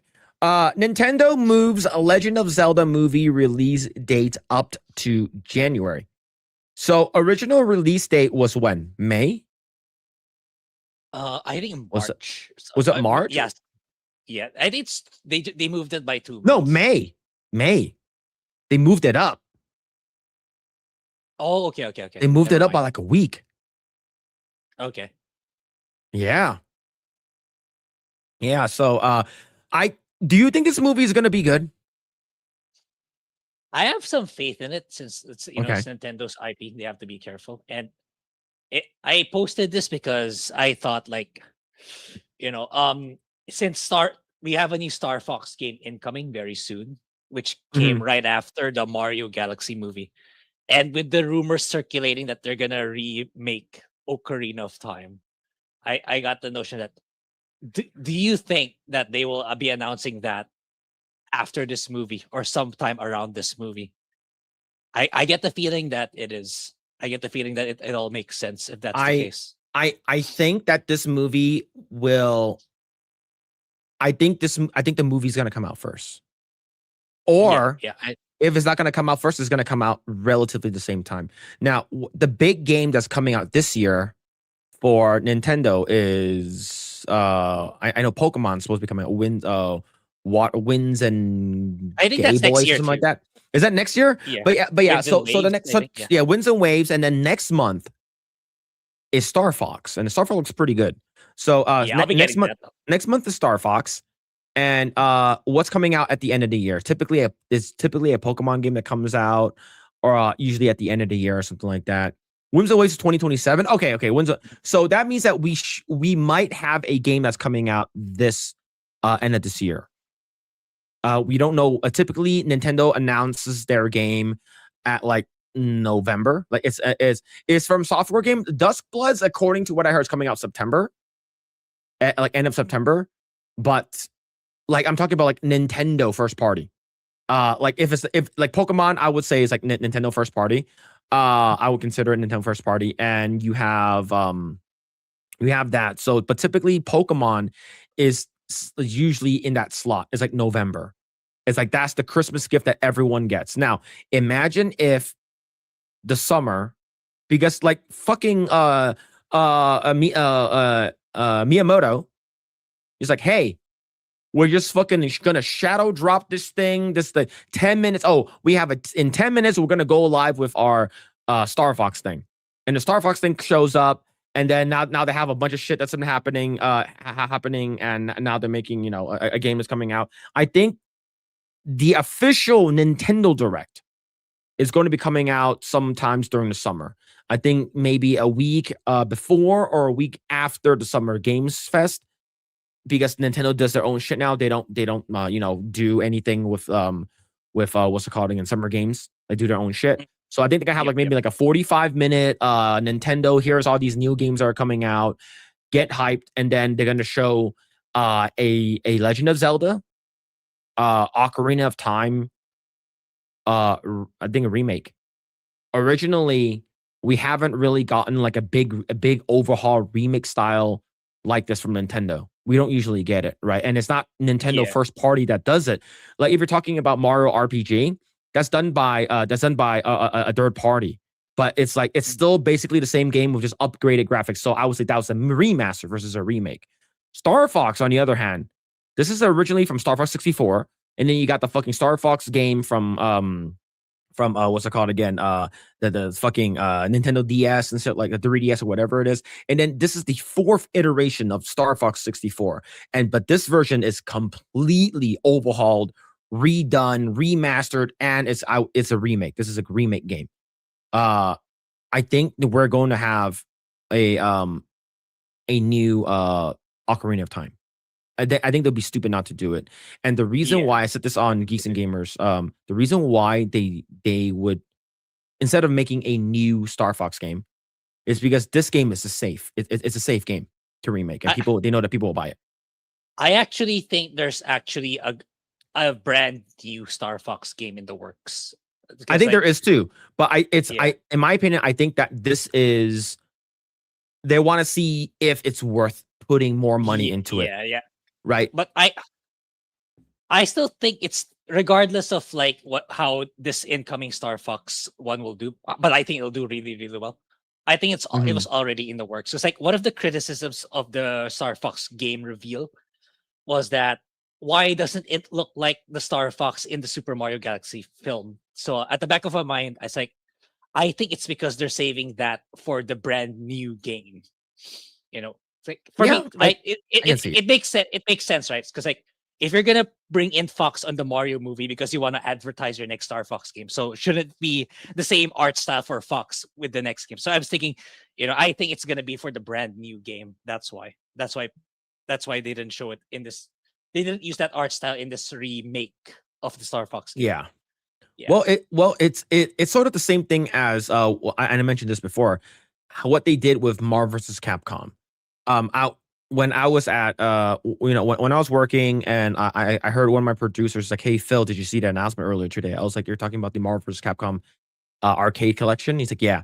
They said, I was like, what did the producers say at Marvel? And because like they know that I'm a big fighting games fan, they know that my friend Steve is a big fighting games fan, and the producer over at Marvel said, this game has to sell very, very well.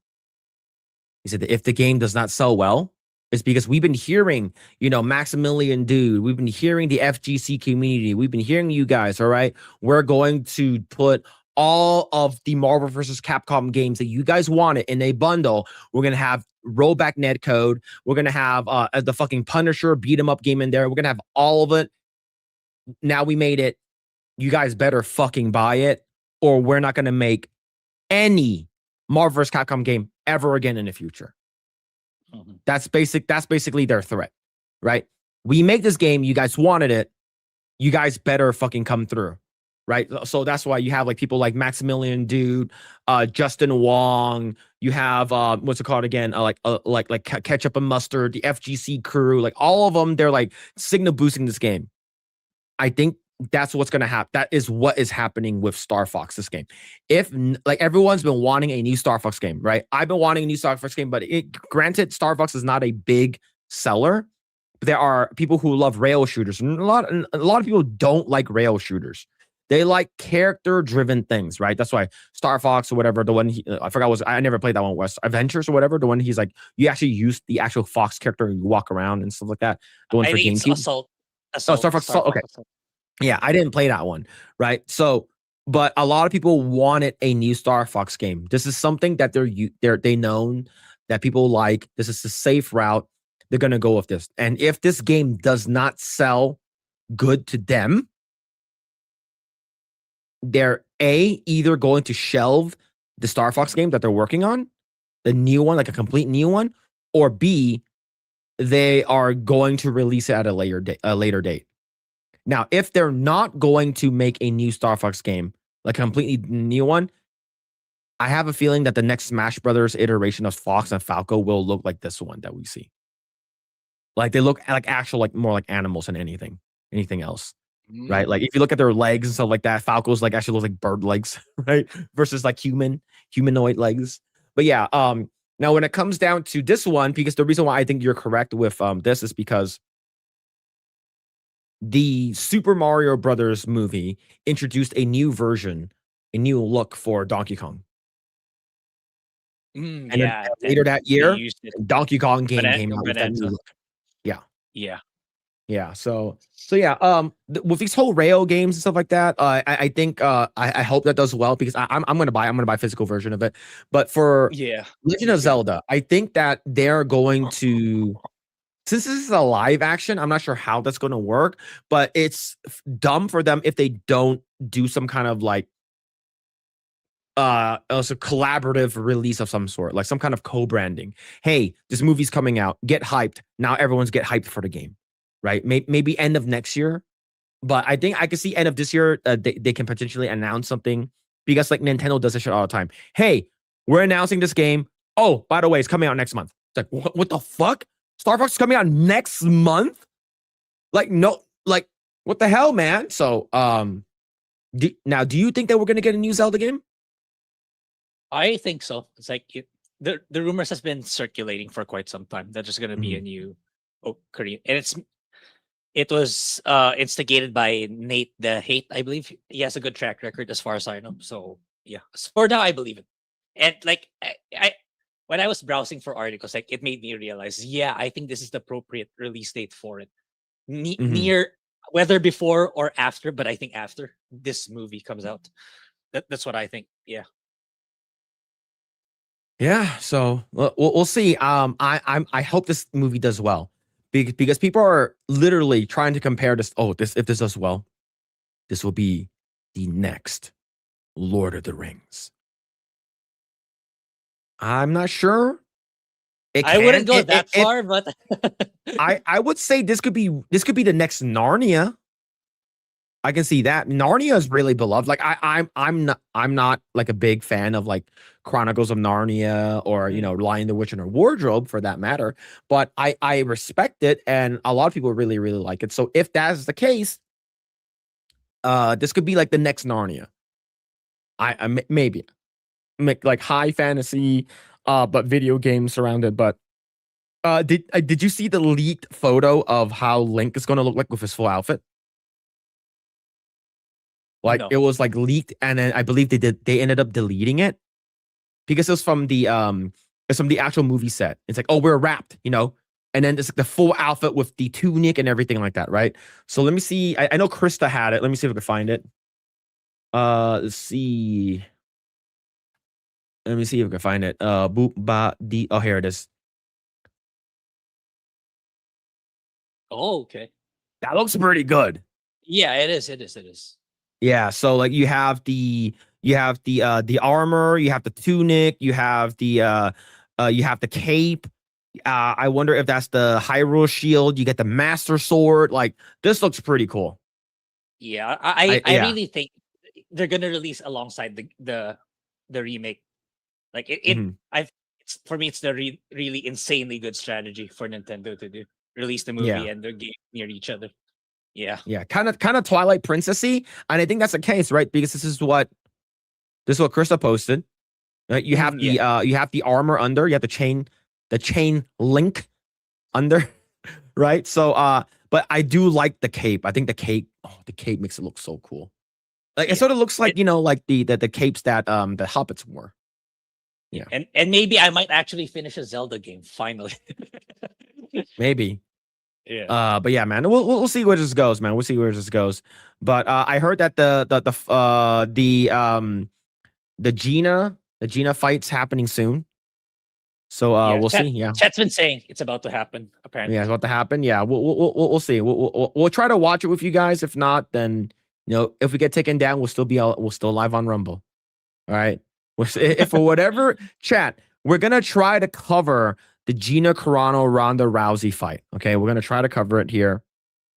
If for whatever reason the stream goes down, we are live on Rumble. So if you guys haven't already done so, go ahead and check us out on Rumble. Project Eggroll on Rumble. Go ahead and check us out there. But if you haven't already done so, would you kindly smash the like button, subscribe to this channel, share this video with your friends.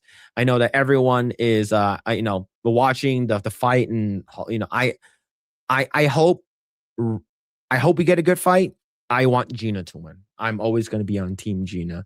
But hey, I think that Gina looks fantastic. She lost a lot of weight and she looks freaking good. But All right. While waiting for that, let's see. Ellen Page wasn't the first true thought of the freaks who wanted to play. Yeah, they wanted Elliot Page and Hunter Schafer. Yeah. Yep. Yeah, it's big negative buenas if you ask me. Big negative buenas, man. Keeping my expectations in check. It's still Hollywood. That is true. Keep it low, and you'll never be disappointed. Zelda games are awesome if you play the console games before Breath of the Wild.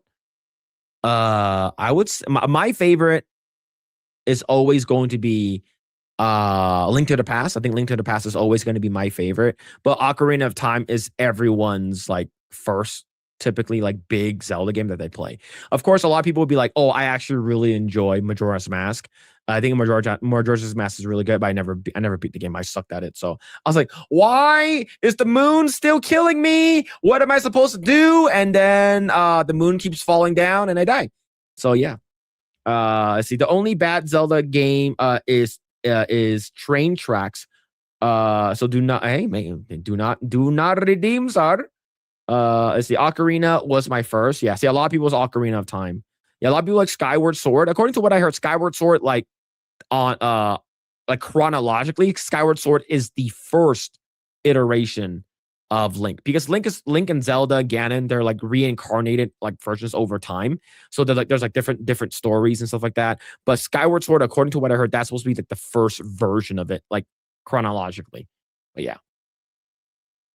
See. All right. Let's go and talk about The Boys. The last episode's this week.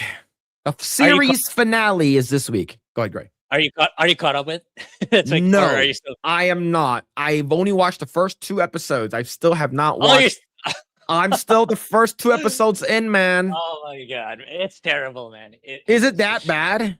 It's bad, dude. It really is. Like, I don't know how the final episode's gonna go. It's like, given how bad everything is. Mm-hmm. Since you're kind of behind, so I don't know what to say. It's like, yeah. Do you remember that you saw? I'll just spoil some stuff for you, okay? It's like that gay scene with Homelander. I told you it's not a gay scene, right? Do you know what it is? No. It's Butcher's dog having a wet dream. So it's not a gay sex thing. It's the dog wanting to have sex with Homelander. Okay, so that's why I told you it's worse. Like, holy shit! Like, why does the dog have to be gay? Yep. So it's like it's the dog's dream that Homelander's seducing him. So it's like in the real world he's humping the Homelander doll. That's the plot of that thing. Okay, it's terrible. Like, it's all over the place. How long is that scene? Quite long, actually, and they showed it twice, I believe, in that episode. And it's like it's full of jabs with with American politics, like immigration, Christianity, Trump. It's keeps jabbing the modern day politics.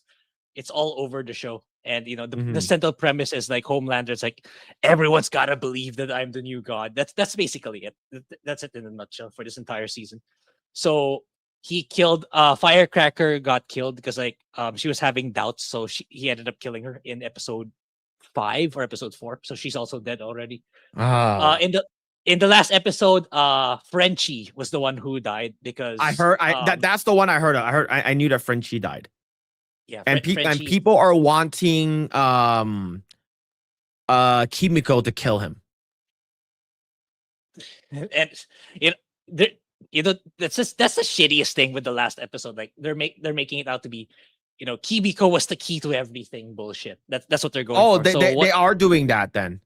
They are, because the plot all of a sudden in episode 6, because like they revisited the archives on how the Russians made Soldier Boy into what he is. So what happened in episode 6 was they recreated the entire process onto Kimiko. So that she's gonna be the one to do it in the final episode. Like, she's gonna do the explosion. Yeah, so it's not gonna be Huey, it's not gonna be Billy the Butcher. Kimiko is gonna be the one that kills Homelander. Yeah. it's ultimately the reason why like all of a sudden they just started like performing experiments on her, like in this single episode where they were building up the compound V1 as like this super powerful drug that'll make Homelander immortal, and then all of a sudden, oh, Kimiko has this actual power that can backtrack all of that. Like, I don't know, it's really stupid, man. It's all over the place. Yeah. And I feel like it's such a drag. This entire season was a drag. They could have ended this TV show like 3 seasons ago. But I feel like we're just repeating the same shit again and again, like with the same plot point, the same talking points, same. It's like I feel like this character's never evolved for the past several years. We're still talking about the same things. Like Huey's still having that self-doubt whether he's doing the right thing or if he's even capable. Then Starfire thinks she's like a monster. It's the same talking points again and again. And yeah, I'm not looking forward to this. And like, Sage, who's apparently the super genius, couldn't predict that Soldier Boy was actually gonna have. It was Soldier Boy who handed over V1 to Homelander, despite him hating him the entire time. So, which I feel is really stupid. Yeah, I'm still gonna watch it since I already watched everything. We're gonna end up watching it anyways, but I'm not a big fan of it. We all know that like Eric Kripke said that like we're not gonna go the route of the graphic novel because we don't want that. And he said that they want Homelander to be the bad guy. They don't want like the reason why everyone hates Homelander was because of a fake Homelander, which was Black Noir. So he said he didn't want that. So yeah, that's another plot point that they killed. Like Black Noir, it's just some regular dude who ends up having beef with the Deep. So it's like his entire plot arc is like ever since, because like the Deep kind of backstabbed him the first time when they got Stanley Edgar. Like, because like they surrounded the boys, right, with Stanley Edgar's hideout. So Deep wanted to get all the credit for abducting Stan Edgar to return back to Homelander. So what he did was he threw sleeping gas on Black Noir. So he fell asleep. So he didn't get any credit for Stanley Edgar. So like in retaliation, Black Noir kind of like helped destroy the sea, the Gulf, then put all the blame went to the Deep. Then the Deep killed this mentor of Black Noir. And then it kept going back and forth until like Deep just ended up killing Black Noir. Then that's it. That's the end of his plot line. Oh, that's it's stupid. really it's really that's stupid, dumb. man. It's dumb. It is. So well, the last episode's coming out. No one's gonna care, and they're already doing a spin-off with like Soldier Boy and stuff like that. To be honest, I don't think it's gonna be good. I think after this, everyone's gonna be like, okay, this is sort of stupid. Yeah, and the stupid thing is like I read earlier this week that they're also making a spin-off with the Deep. Like, why, dude? You already He's gonna have more octopus sex. That's what he's gonna have. He's gonna get some of that octopussy. That's the thing, because they built up in this season, like because of that oil rig explosion and putting the blame on Starfire's side. So, but everyone in the sea knows that he did the oil rig explosion that catastrophically annihilated the sea. So all the fish hate him now. It's like, we know it was you, Deep. We know it was you. So it's like in the previous episode, in this last episode, he couldn't save a guy drowning because like he knows that if he dives into the sea, all the fish is gonna kill him. So someone recorded the camera, so they're gonna make him look like a complete asshole. So why are you making a spin-off based on that? I don't know if he's gonna die in this final episode, but I hope he does, because like for me, it's like he's been a shitty character throughout the entire show. So why make a spin-off show about him?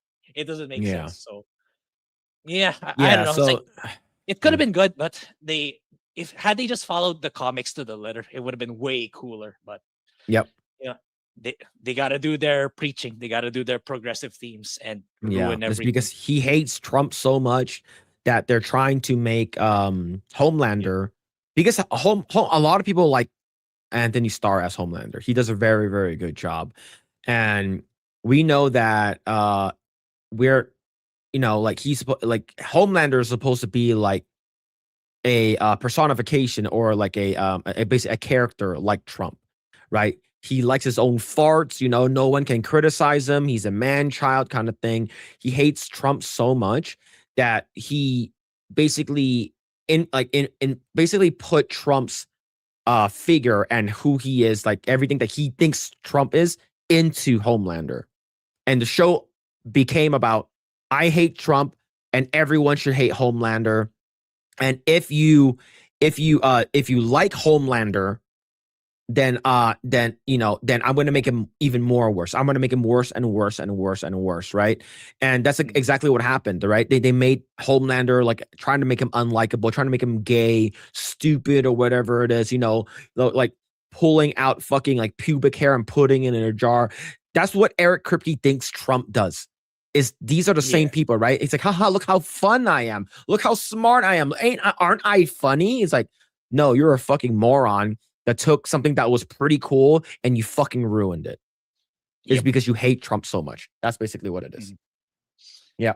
Yeah. It's bad. Yeah. I'm just glad it's about to finish. That's one last episode before we wrap it up. Yep. All right. Yes, Soldier Boy is an okay character, but not really strong enough to what's it called again? Not really strong enough to have his own show. But it's like he's leading it, but there's like a bunch of co-stars, and I think what's gonna happen is that those co-stars are gonna be I think they're gonna be sort of woke. It's gonna be sort of woke. But yeah. So right over here, it's going to now we have sat on his lap by accident. I don't know what it is, man. I don't know what it is, but yeah, I hope it's good. I hope it's good. Phil, are you wearing a Call of Duty shirt?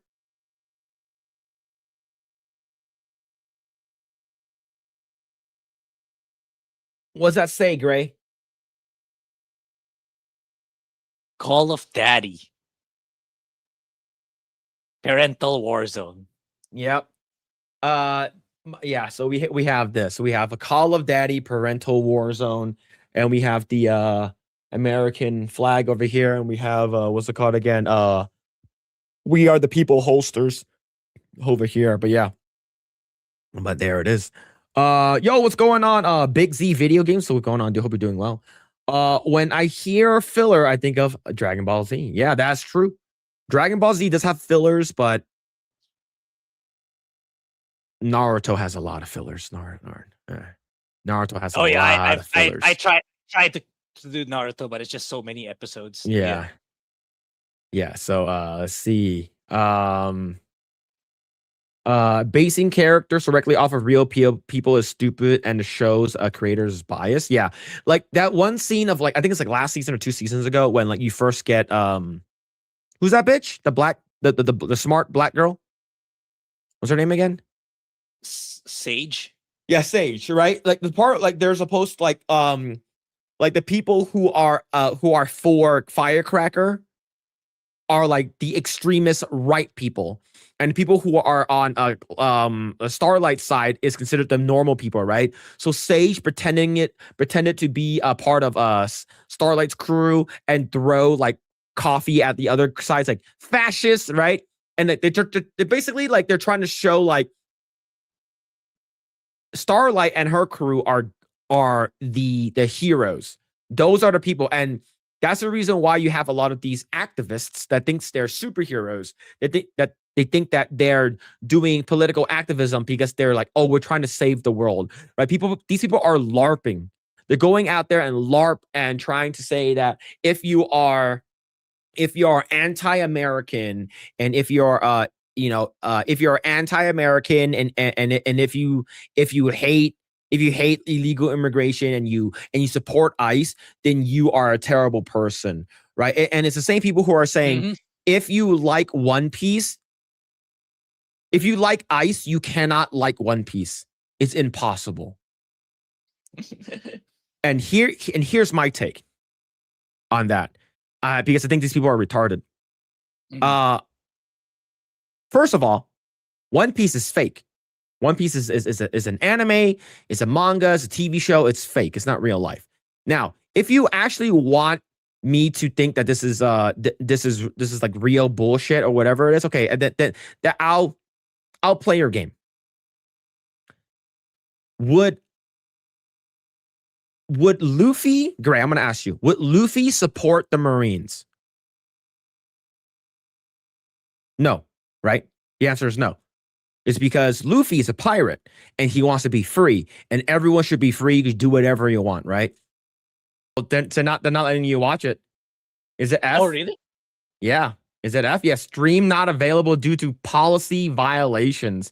Your stream has been temporarily blocked. We detected video belonging to someone else. Oh, Yeah, I need. yeah. Do you think it's from? Do you know who I think it's from? Do you know who I think it's from? I think it's from the people that did Masters of the Universe, the He-Man one. Oh. You think so? Well, they did show a trailer of it, so Yeah. Do you think that's the thing? All right. Probably. Let me actually check. Let me actually check really quick, because you can see what it Wait. is, right? Did we You get can an see email what it notice is. about it? Oh yeah, Alright. we did. We did.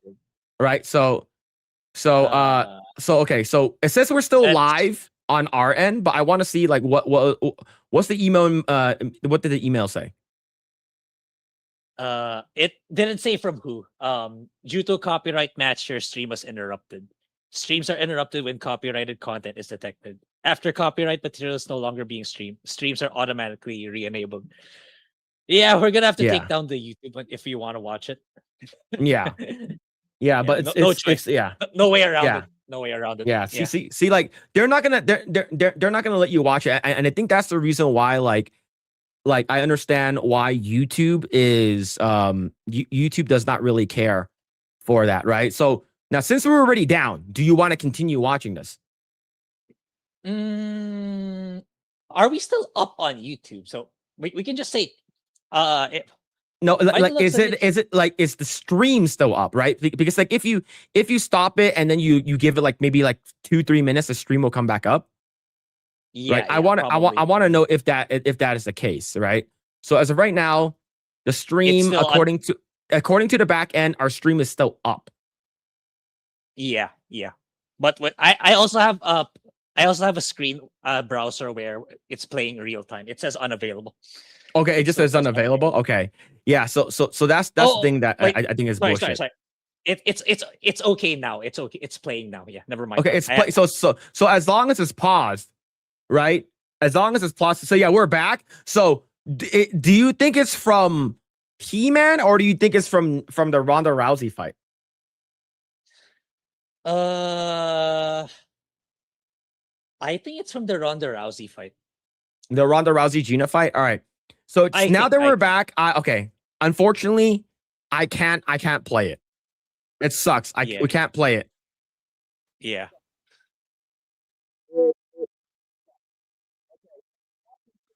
Wait, Gina you lost Carano's your in the ring.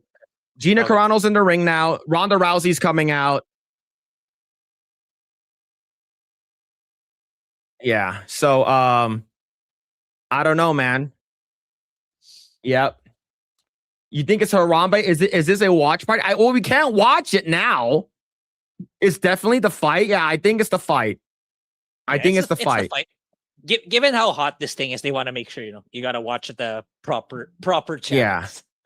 Yeah. Like YouTube will take you down for that bullshit, man. It sucks. Like I would love to watch it with you guys, but we can't. All right, we can't watch it, unfortunately. Is Tyrone Magnus is watching it, but he is doing a live reaction. He's not. There's no footage up. There's no footage up. So I'll leave the stream. I'll leave the video. I'll have this on in the back, and I'll probably I can't watch it with you guys, unfortunately.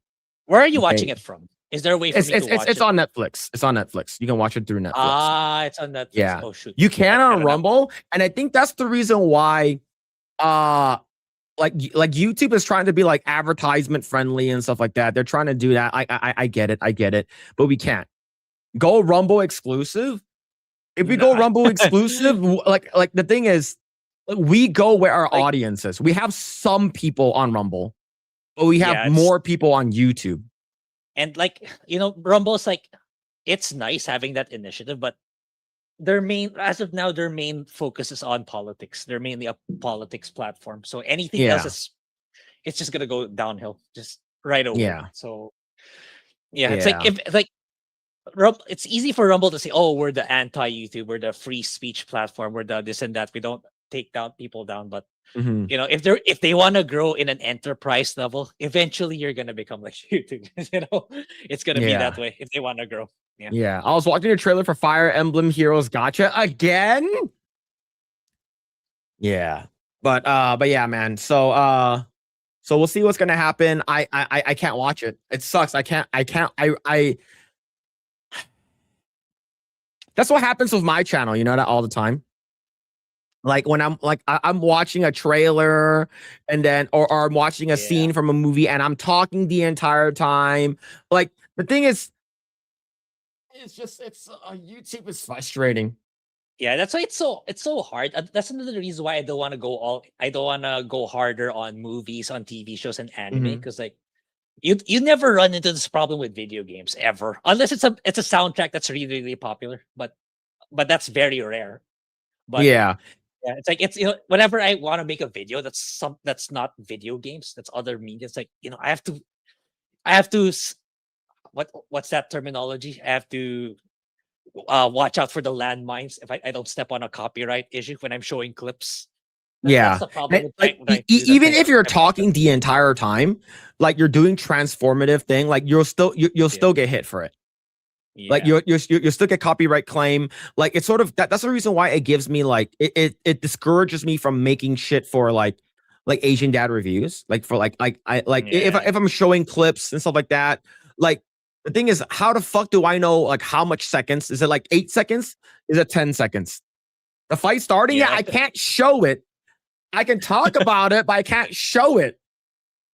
yeah. It's Right? like if you watch real Like life I can fake show like wizards that's video, it. That's the most I can show. All right. We probably going to the stream's gonna get taken down again. real All life right. I fake can't. wizards, like Yeah. it's full of filters and there's like a magic wizard waving the wand just so he can avoid copyright. Yeah. You have to do so much shit just to avoid it, just to avoid that stuff. Yeah. Brandon, the anime guy, has 2 pending strikes. So here's the thing: anime is the most egregious. They will strike you for it. Right. Yeah. So the thing is that like what's it called again? Like that's why anime reacts are like very like they're dying is because like you have to put like like 27 like 22 minutes you're watching like Promise Neverland or some shit like that. You're watching Yeah. Demon Slayer or whatever it is. You have to obscure it, you have to flip it, you have to make it this small. No one you don't even know what you're watching anymore. Yeah. Right? So like reacting to music, reacting to anything, it's hard. That's why a lot of people fucking hate YouTube formats, and that's the reason why people do. Hey, what are the oranges for? What are the oranges for? Bullshit, right? Yeah, yeah. So yeah, man, it sucks. Quagmire, thank you so much for the 10 on Rumble. Show it. The thing is that like if we show it, the YouTube stream will get taken down, and Yeah, we don't want the YouTube stream to get taken down for that reason. All right. So but yeah, so the fight's starting. They're squaring up. The ref is the ref is talking to them right now. All right, here we go. Do you think it's gonna be fast though? I think it's good. Well, look, I'm the last person you should be asking me about this stuff, but I think it's Yeah. gonna last quite a while. You definitely don't want to talk to me about sports, Yeah. That's all I'm saying. What do you think about sports, Grae? What do you think about sports? It's very physically. Yeah, they're starting right over there. Okay, that's okay. So immediately, Ronda Rousey goes trying to take Gina Carano down because we all know that.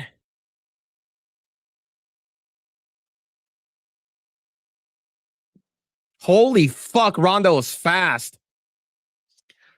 I'll try to watch it through my tablet, because I can't open it through my desktop.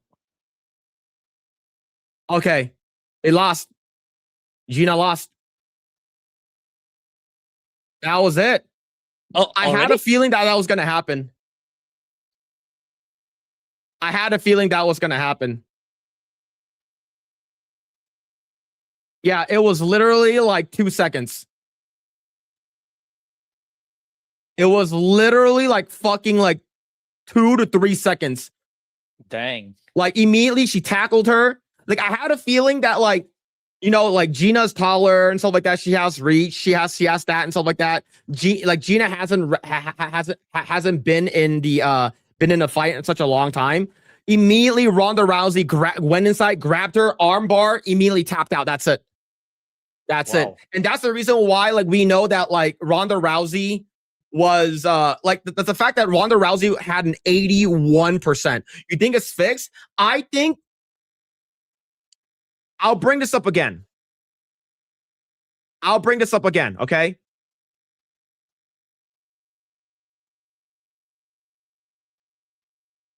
I'll bring this up again. So Hunter from my Discord posted this yesterday. Did Gina win the fight against Ronda? And so what Google said was Ronda Rousey defeated Gina by method pending. I'm trying the prompt again on Gemini. Yeah, it was literally like what happened was like Gina went in for the punch. Like I'm watching it right now. Gina went in for the punch. She punched her in the side of the head, but Ronda took the punch and went in and grabbed her and basically sort of like got her in.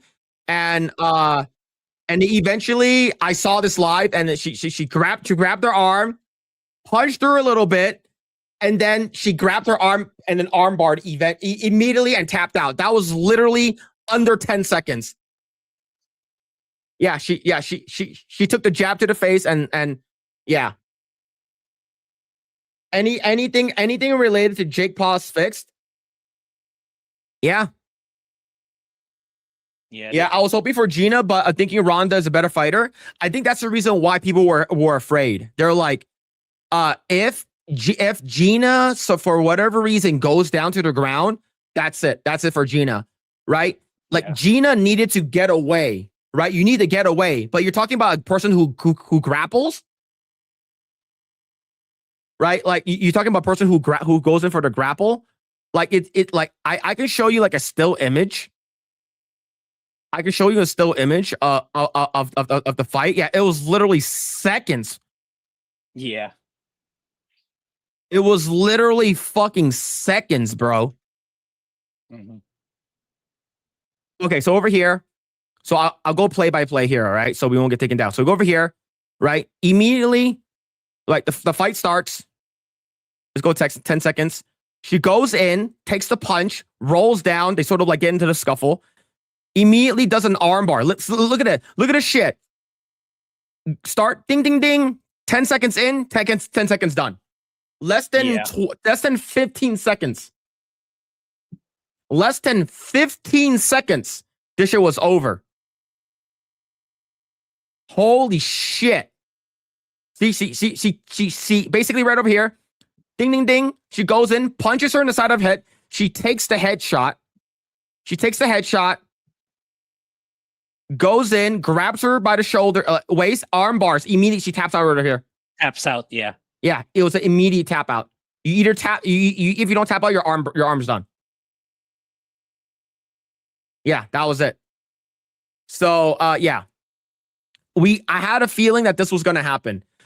Here's the thing. I read somewhere that I think it was probably somewhere on Twitter that she's going to armbar her immediately. And that's what she did. Oh. Yeah, that's exactly what Gina lost all her power with a significant weight loss. I think it's also ring rust. Like, here's the thing. I asked Grok last night after I saw Hunter's thing. I saw Hunter's post about this thing. I saw this, right? I immediately asked Grok, who is going to win in the fight between Ronda Rousey and Gina Carano? And Grok gave me. Let me go ahead and read it. Let me go ahead and read that shit from last night. All right. So that was insanely fucking fast, man. I had a feeling it was going to happen. And to be honest, like a lot of people, so over here. I asked this last night. Who's going to win, Gina Carano, Gina or Ronda? Right? This is a long-awaited comeback fight for both legends. MVP MMA 1-on-1. Okay, so right over here. Ronda's younger, more recently active, and still an judoka grappler, elite judoka grappler signature armbar, which is what she won with. Experts widely predict by her submission round 1 or 2, right? And that's why that's the reason why Cauchy had Ronda Rousey at 81%. 81% win, right? Carano hasn't fought since 2009. That's a long fucking time ago. That's 17 years. Dude, Transition to acting. Dropped I massive graduated weights from for high this. I graduated from high school in 2009. Yeah. That's She's a long solid ass time. striker, bigger, but ring rust is extreme. Yeah. Betting markets and most analysts pick lean towards Rousey by submission.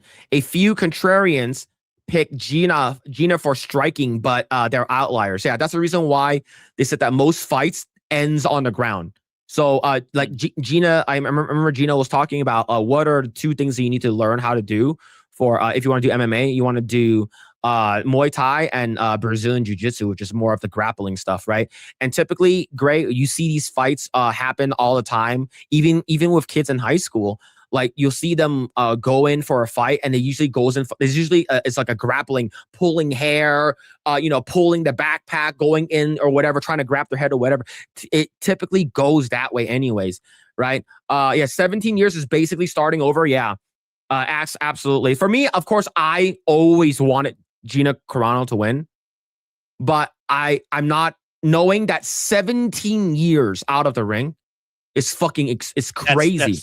That's basically like, I don't know. In my opinion, it's like you basically lost whatever you've learned over the years if you've been gone for that long, especially for something physically intensive. Yeah, like for my case, it's like that. It's like I haven't played a particular sport for a long time. It's like when I try it now, it's like it's practically I didn't learn anything from it. Yeah, you wear out very fast. Were you the only one that's giving Rousey the edge? For me, the reason why I will here's the thing. Me and Gina Carano, we're more like people who, like I met her once. But for me, the reason why I gave Gina that, I gave her my sort of, I vouched for her, not vouched for her. I guess I rooted for her was because of what happened to her. Like Disney, all the shit that she's been through. That's the reason why she's friends with Jay, Jeremy, Beardo, Ryan, right? She's friends with all of them. And for me, being like a friend of a friend, I would consider her like a distant friend or something like that. So you will always try to support the people that you know, right? And for me, I don't watch MMA. The last time I watched MMA was when Ken Shamrock was still in UFC. So how long was that ago? How long was that ago? So people in the chat, when's the last time Ken Shamrock was in do UFC? not ask me. Do not ask me, dude. Yeah. Do not. Yeah. So public sentiment is split on X. A lot of people want Gina to win because of her politics, real women vibe, underdog story. But most realistic takes are Ronda quickly. So my take. So right over here. This is Grok's take. My take. Ronda armbar round 1. This should be quick, one-sided grappling clinic. Unless Gina lands something wild early, it's a nostalgia payday fight more than a prime clash. Enjoy the card. So even Grok said armbar round 1, and it was exactly what happened. Right? Is exactly what happened. And I didn't know Gina was out of the game for 17 years. I didn't know. I thought it was maybe like 10, but 17, that's almost 2 decades, bro. That's a long time. And I got to give where props due. Ronda Rousey was a fucking beast. She was fast, man. She was fucking fast. Holy shit. Do you know if the people in G&G put their bet on college? That's my question. If they put for Gene on college. I don't know. The thing is that I was rooting for Gina. I of course everyone was rooting for Gina and stuff like that in terms of people that we know, right? Yeah. But the thing is Epic Mike knows. He's like, if if Ronda gets in there, it's done. It's done. That's it. It's done. And it was true for me. Like I didn't know any of that shit because I don't fucking know MMA. You know, like the only thing I know is like Fuda and gorilla shit, right? That's the only thing I know. I know Fudanaris and gorilla butt sex. You know more than me. You know more than me for sure. Like I do know gorilla butt sex wrestling though. I do know that, right? Yeah, Ken Shamrock is a UFC original. See, that's the thing. I know who Ken Shamrock is. That's how old I am, right? I was watching that shit with my dad. Ken Shamrock was in what's it called again? WWF afterwards. Like, oh shit, that's fucking Ken Shamrock, right? Like I used to watch. Like I don't watch UFC, right? I just know it was brutal. Nothing below the waist belt. No fish hooks and shit like that. Like that's all the shit that I know. But yeah, right over here, Grok says armbar. Round 1, Ronda wins. Exactly what happened. That's crazy.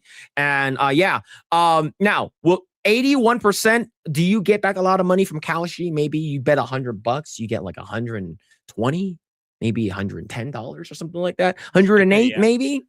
But yeah, man. Yeah, damn. Gina could have revived the whole Star Wars brand. No cap. If Gina won this fight, which was I guess now, you know, like even back in the day, hearing like Epic Mike talk, people who actually like know about UFC, like they'll Ronda's got this, but like I want Gina to win, but I think Ronda's gonna take it. Like, would this have revived her show? Right? Would this Gina Carano winning this fight, would it revive the show? I don't know, but the fact that I didn't know Gina was 240 pounds. That like Gina is what 5'8", so she's not a short woman, right? She's taller than the average woman. She's 5'8", hasn't been in the ring since 2009. That's a long time. So the fact that she lost all that weight, she's gotten into good shape. Good on her. Good on her. I'm glad that she did all of this. I'm glad she's happy. I'm glad that she's married and stuff like that. But man, that was literally 15 seconds. That was insane. Holy shit. Yeah, see, I wanted Gina to win because she's a gem, but I didn't think she could. Yeah. Like for people who Fuda Gina, that's crazy. Ban that guy. Get him out. Gina should have worked on not getting taken down. That's all that mattered.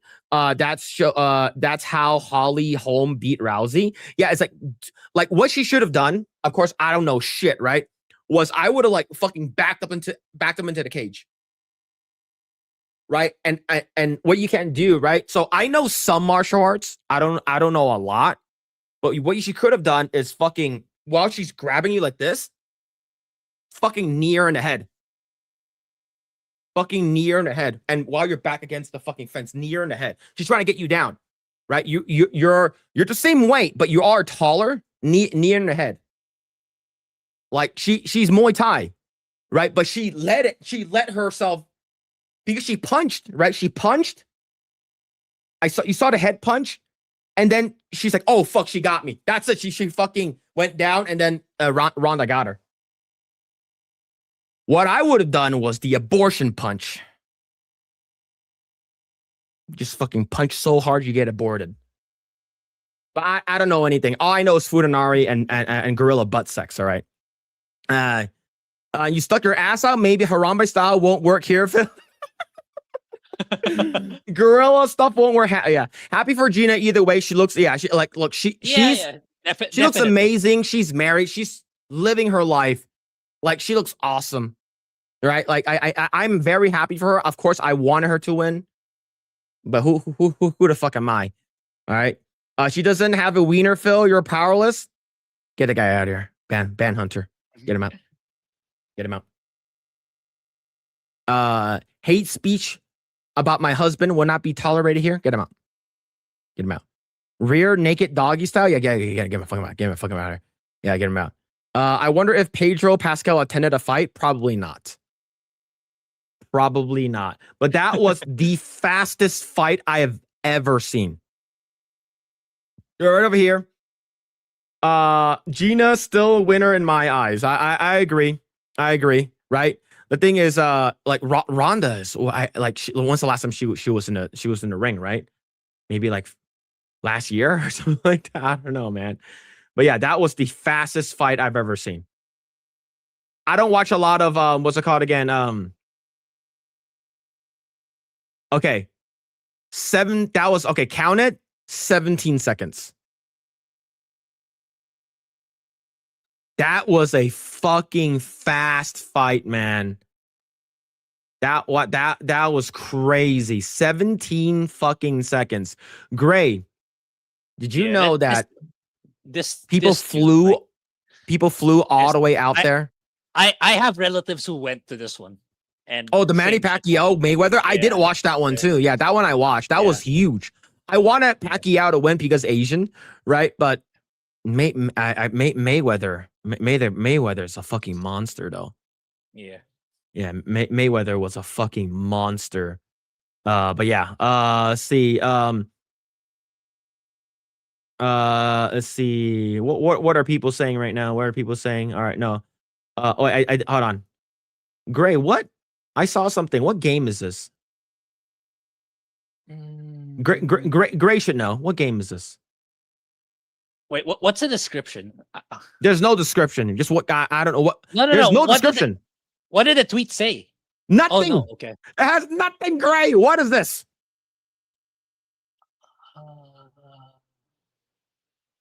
What game is this, Grae? There's no music either. Too. I saw this too. Wait. I probably have to play this game now. Yeah, we probably have to play this game. What did the thread? Check the thread. Someone must have asked. That is wish list. Now is a fairy? I don't know. Fairy tale? I'm afraid. No. I don't think so. I don't think it's. Okay. I will remove this from the screen just in case it's like some porn bullshit. Gargantia on the Verdurous planet. This is from back in 2013. Gargantia. Gargantia. Gargantia.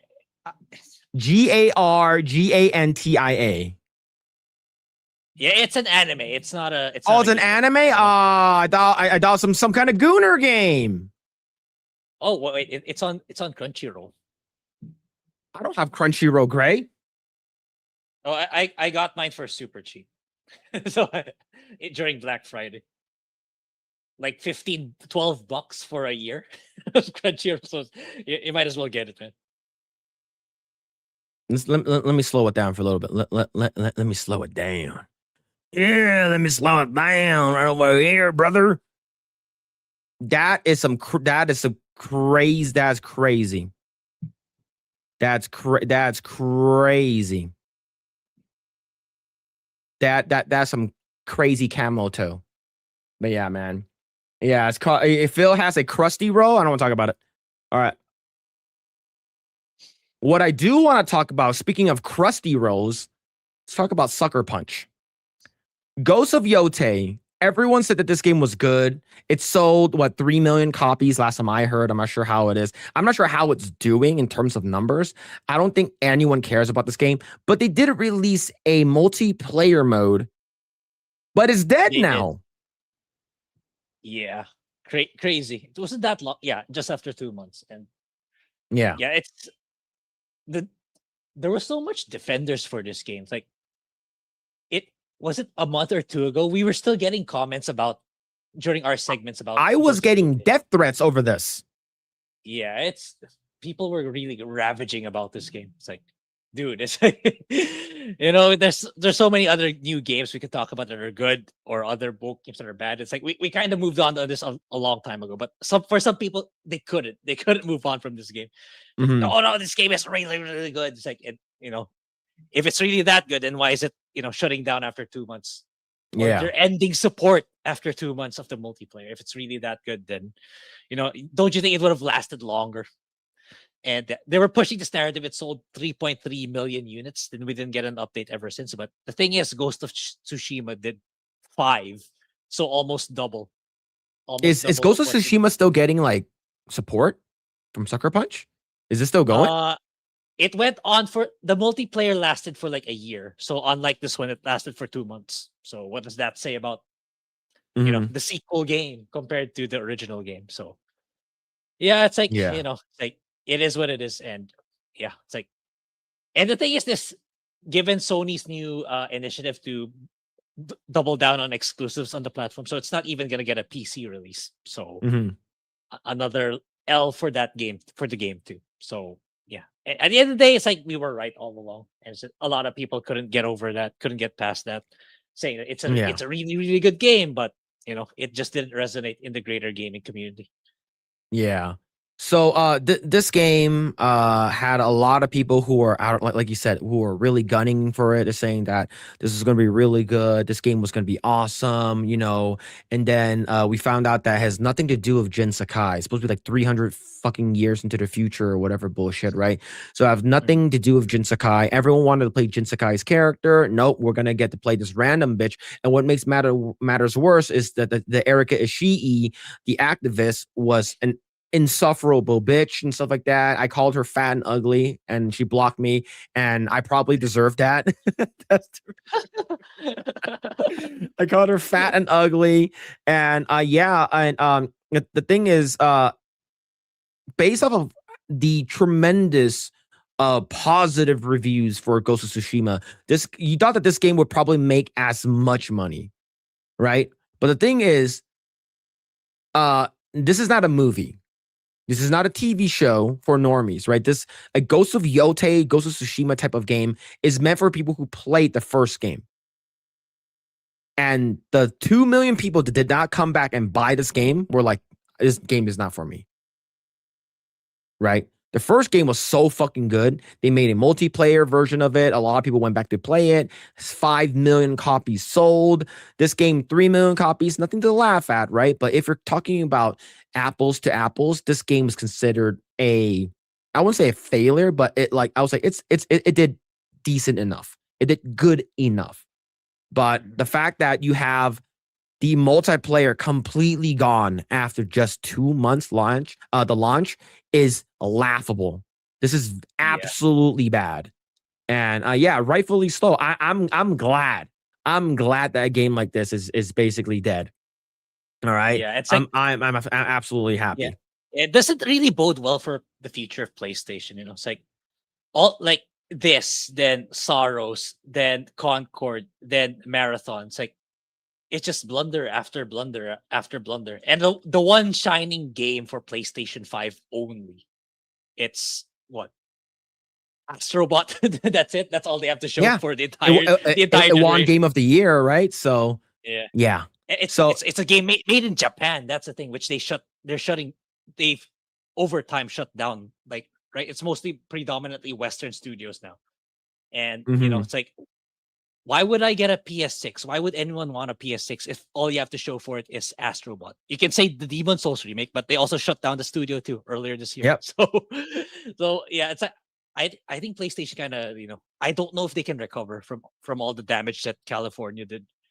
Like that's why Nintendo took their market share in spades with the Nintendo Switch 2. Like people like prefer getting the Nintendo Switch 2 because it has all the good Japan-based games. Whereas PlayStation, sold themselves to the West. Now they're making shitty Western games that nobody really wants. Yeah, that's the scary part. Like, I think Nintendo's just gonna dominate the gaming sphere. Yeah, which is not a good thing. And remember, I got death threats for this. Yep. All right. Now, of course, this is a meme. People got very, very upset that they didn't like this meme. Okay, they didn't like it. All right, 65 million people saw this meme, and they didn't like it. And if you go to the quote retweets for these, there's a lot of people who are like, "Hey, check out my OnlyFans," right? That kind of stuff. And yeah, now of course, like I said earlier, people would rather play as Jin Sakai. Right? Even though you put this hot girl, big titties in the game, stuff like that, yeah, you have my attention now. I'm going to play the game. But if your story is boring and mid, then it's going to be forgetful. The only thing that your game is going to be known for is like, oh, that one game that came after Ghost of Tsushima that didn't do as well. But yeah, Not big negative Venus. Yeah, the model for the is so bad is because it's now here's the thing. Erica, she's fat. No, she's not fat. She's a little chubby. Right? Like she's not like a super fat girl, but she's not a thin girl either. She is she's a person of the food. She respects the food, right? But yeah, it's let's go ahead and bring her up really quick, all right? Let's go and bring her up, okay? She's a person of the food. And in my opinion, we could have. Oh my god, this picture is looking worse and worse every time I look at it. Why am I even doing this?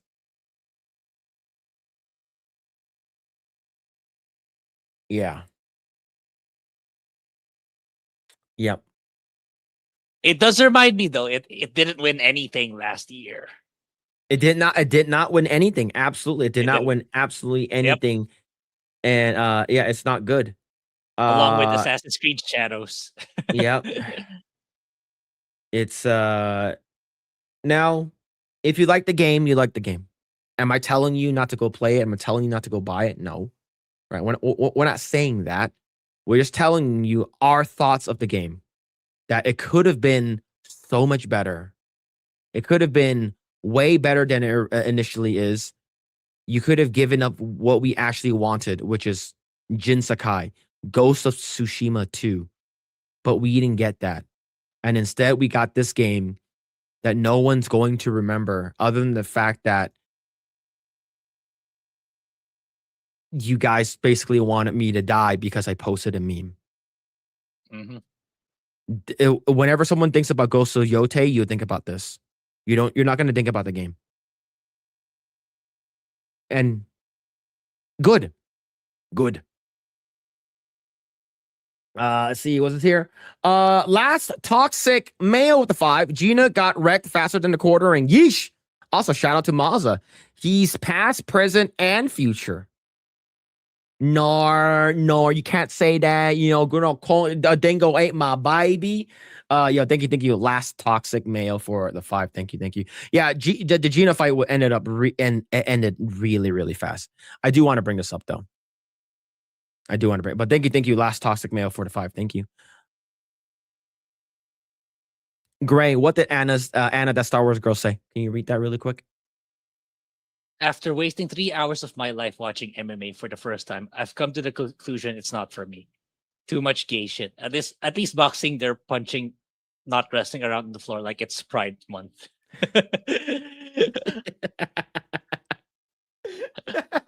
Remember I told you, hey sir, you better put that gay shit of yours away. You better put that gay porn of yours away.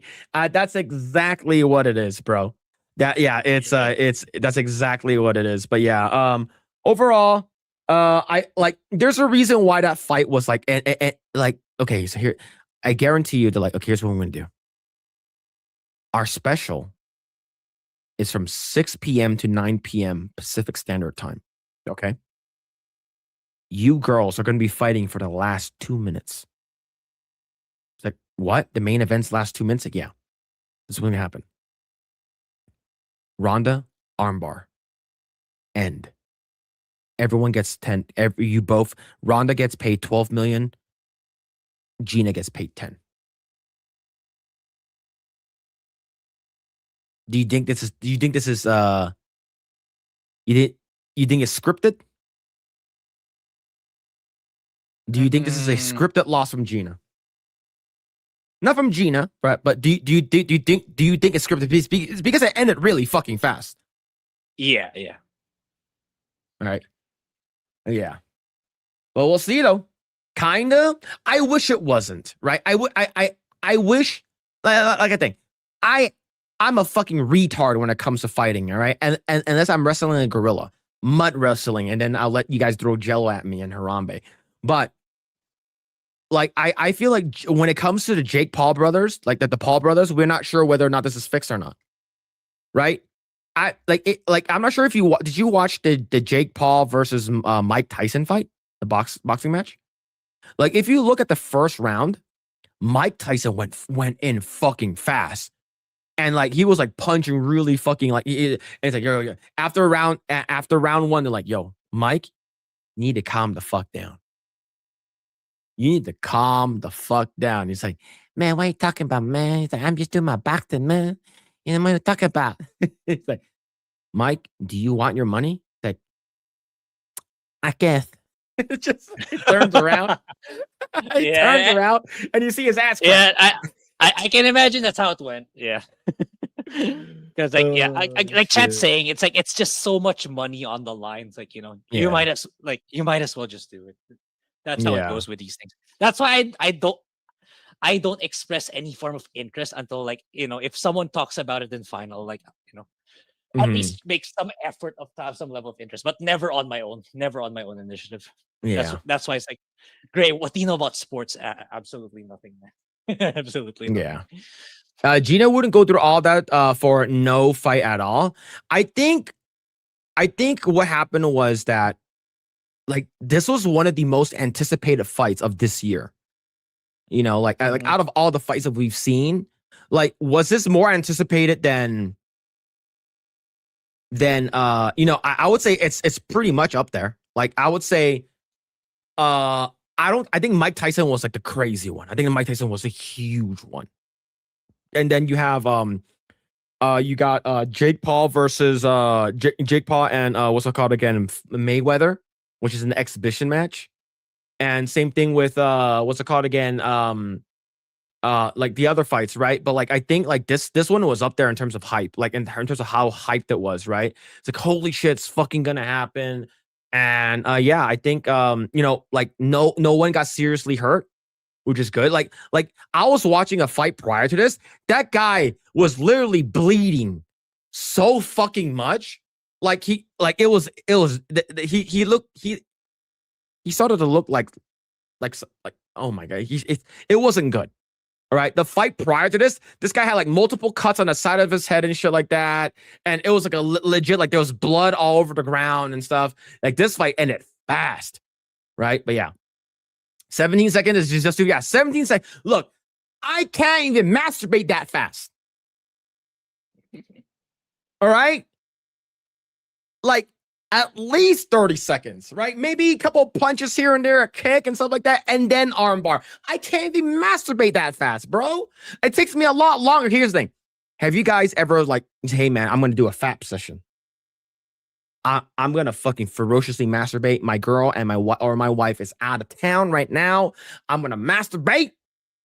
I'm going to take out my pants, masturbate. You take like 3 hours to look for that one clip, and you fucking blast off in like fucking 30 seconds. That's usually how it is, man. It's usually how it is. But yeah, but overall, hey, it is what it is. I think that Gina Carano did an amazing job getting back in shape. I think she looks fucking phenomenal. She's married. That's awesome. She didn't get hurt. That's great. You know, Ronda won. That's cool. That you know, that's great. I think overall, I had a feeling it was going to end up that way. I had a feeling it was going to end up that way anyways. Never armbar my dick. It's not that long anyways, so, you know, it's more like a joystick. Well, Ronda had longer time with Gina than I will last it.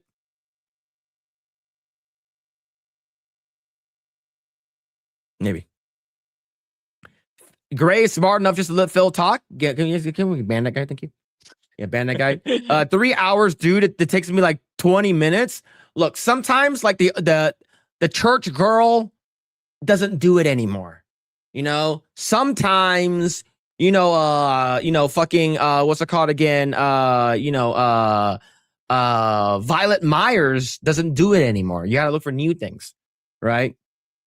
See, the question is was if Ronda's head was in the game, it would seem that it was she. The way that she came out of that ring, like not came out of, she came out from the back to the ring. You could tell she was like, I'm fucking ready. Like, you can tell like she was fucking ready. Like Gina, I didn't watch how Gina came out because, like, you know, that's when like YouTube fucked us. But like Ronda was like, oh, I'm fucking ready. I want to break a guy's dick right now, right? I guarantee you that Ronda Rousey's it's probably illegal for her to be a lesbian. like imagine being a guy and then like Ronda Rousey straddling you, and then she fucking does a Kegel and snaps your dick off. I don't have a lot of dick left over from Harambe, but it's like it's crazy. It's scary. It's scary out there, man. At least you know Juan, the hot department. Yeah, Gina, hot, absolutely, absolutely. Let's see. Phil, we all know that you go for Blair White folder or the Gorilla folder. Yeah, we're gonna unmod you and ban you. Her 10th TKO by submission. Yeah, really, really crazy, man. She's super bulky. Are you comparing Ronda to Harambe? Can we can we ban this guy? Can we ban him? Thank you. We get the guy fucking out of here. All right. All right. Let's go ahead and talk about this here. Subnautica. This game has been going fucking crazy. Absolutely insane. I've never played Subnautica 1, but it's, according to what I know, it's like a underwater survival exploration game. Is it? I've never played it. But this game went fucking crazy. It released recently. But Grae, are you going to be playing it? It says I heard you might be checking it out.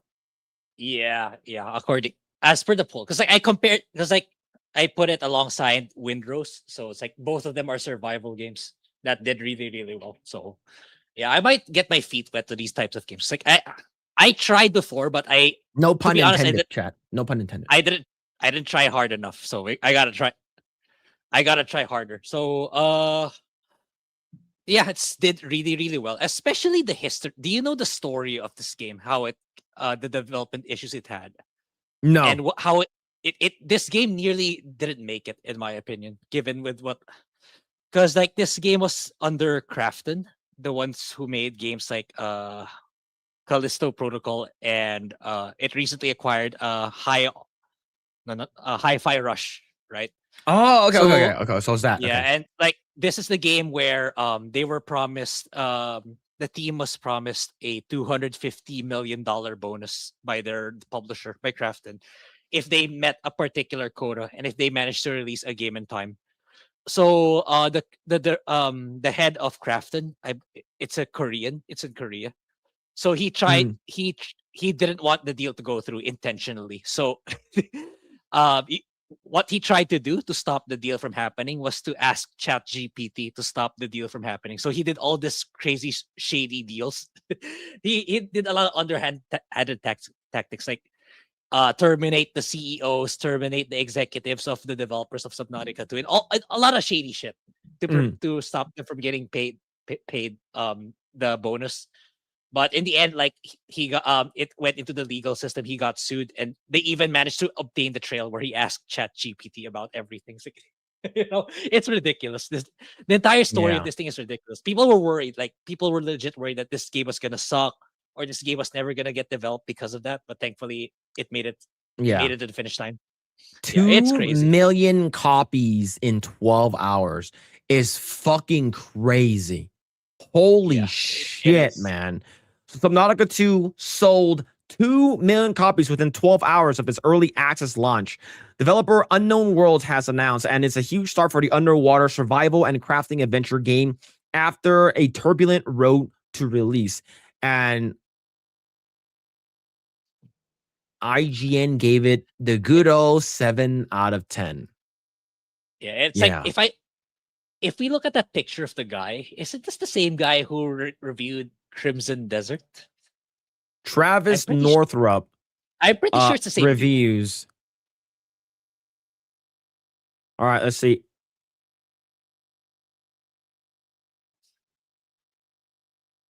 Hold on.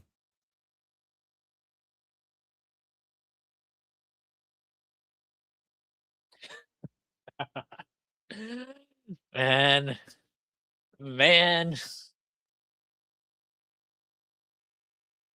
Yeah. Yeah, you can't trust these people, man. I'll say it once and I'll say it again. This is the reason why you gotta not use IGN as your barometer on whether or not a game does well. All right. The reason why is because stuff like this.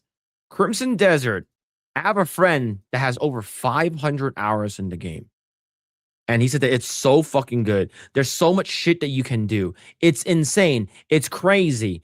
And it's so good. And then you go to other pages and you're like, no, I don't like you go to other news articles, websites, and stuff like that. And that's the reason why we have a website that we use called Criticless.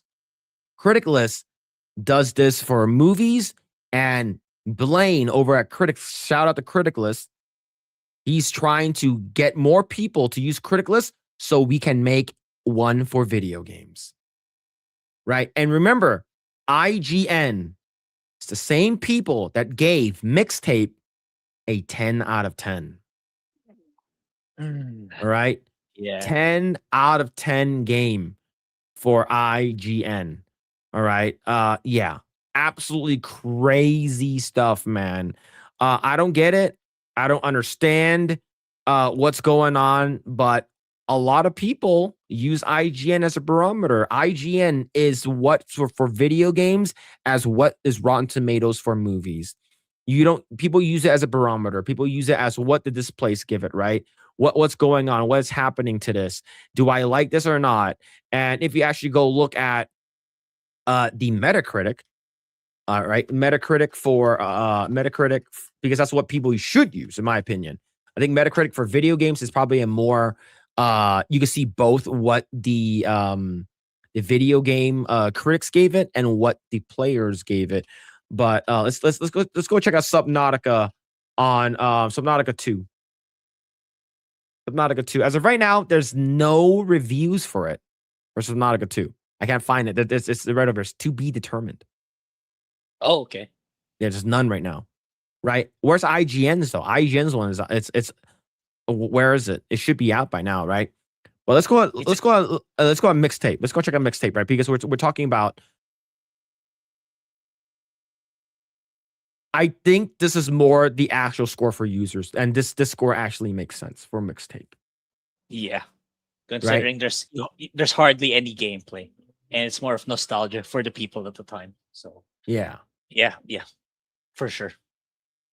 Yeah. So yeah, we'll see, man. But overall, the Subnautica is doing really, really well. I'm not sure if it's the type of game that I would play, but overall, it looks like a lot of people was really liking. I've never played. Have you played the first one, Grae? I tried before, but it's like it's like it didn't hold my attention for long. But it's because again, I didn't try hard enough. I feel, I it's like because like a lot of these games are really popping off of late, like games like Valheim, V Rising, these type of survival crafting games. So it's like maybe there's something I'm just not getting that a lot. Like I just need to give it more time to get used to the mechanics and the overall game loop for these types of games. Then probably I might like it.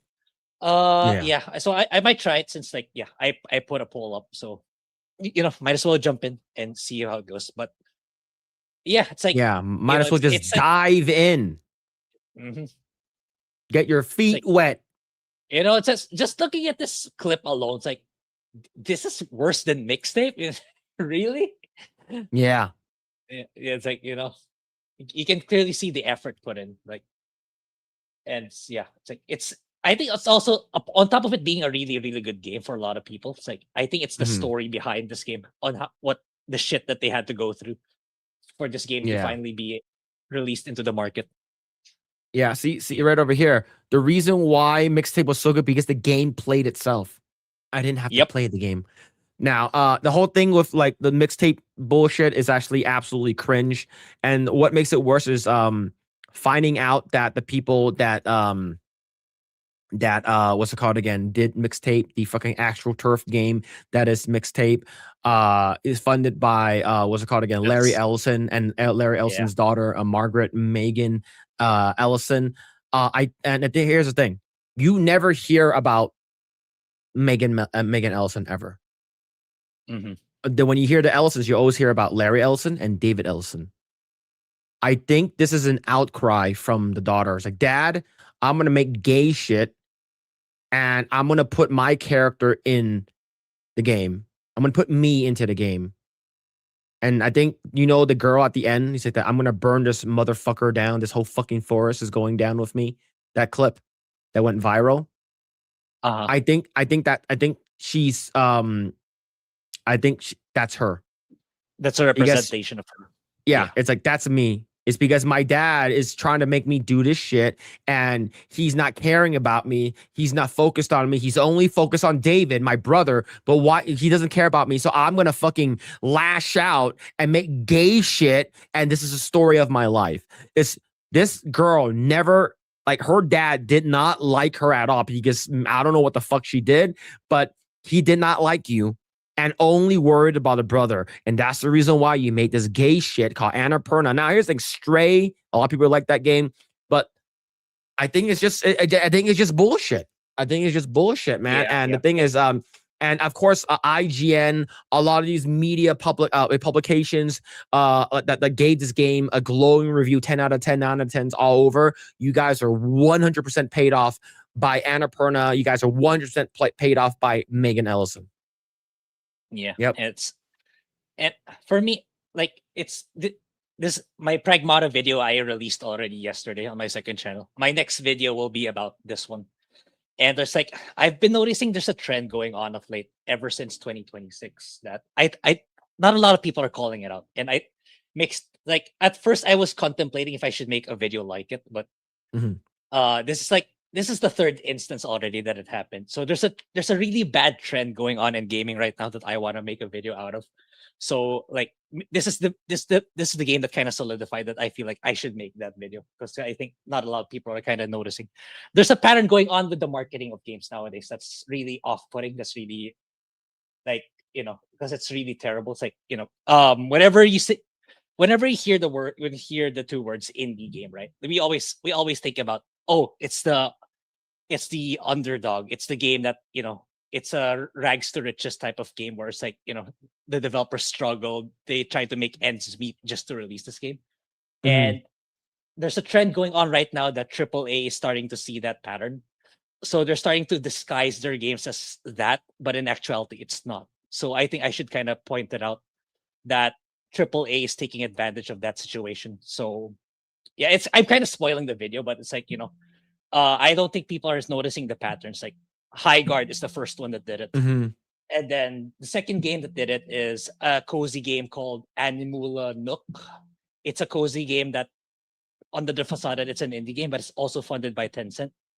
And now it's this game where I checked on Steam. If you check on Steam right now, Mixtape, it labels itself as indie game.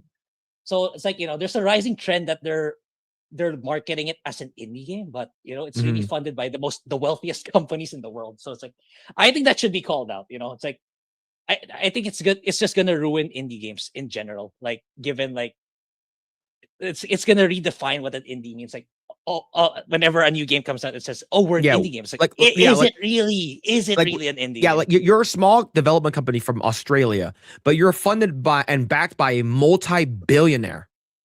Like you said, is it considered an indie game at this point? Yeah. So is it? My next video is going to be about that, and I'm actually going to cover Expedition 33 a little bit. Granted, the game was really well received, but I wouldn't consider it an indie game per se, given like some stuff on the back end about the game. But anyway, yeah, it's like that's up on top of, like, the clearly inflated reviews because, like, they were clearly bought. Like, it's very cynical for these AAA companies to be marketing their games indie when it's not. Like, they're really, finding ways to exploit people, taking advantage of people, which is sickening. Yeah. Well, we'll see.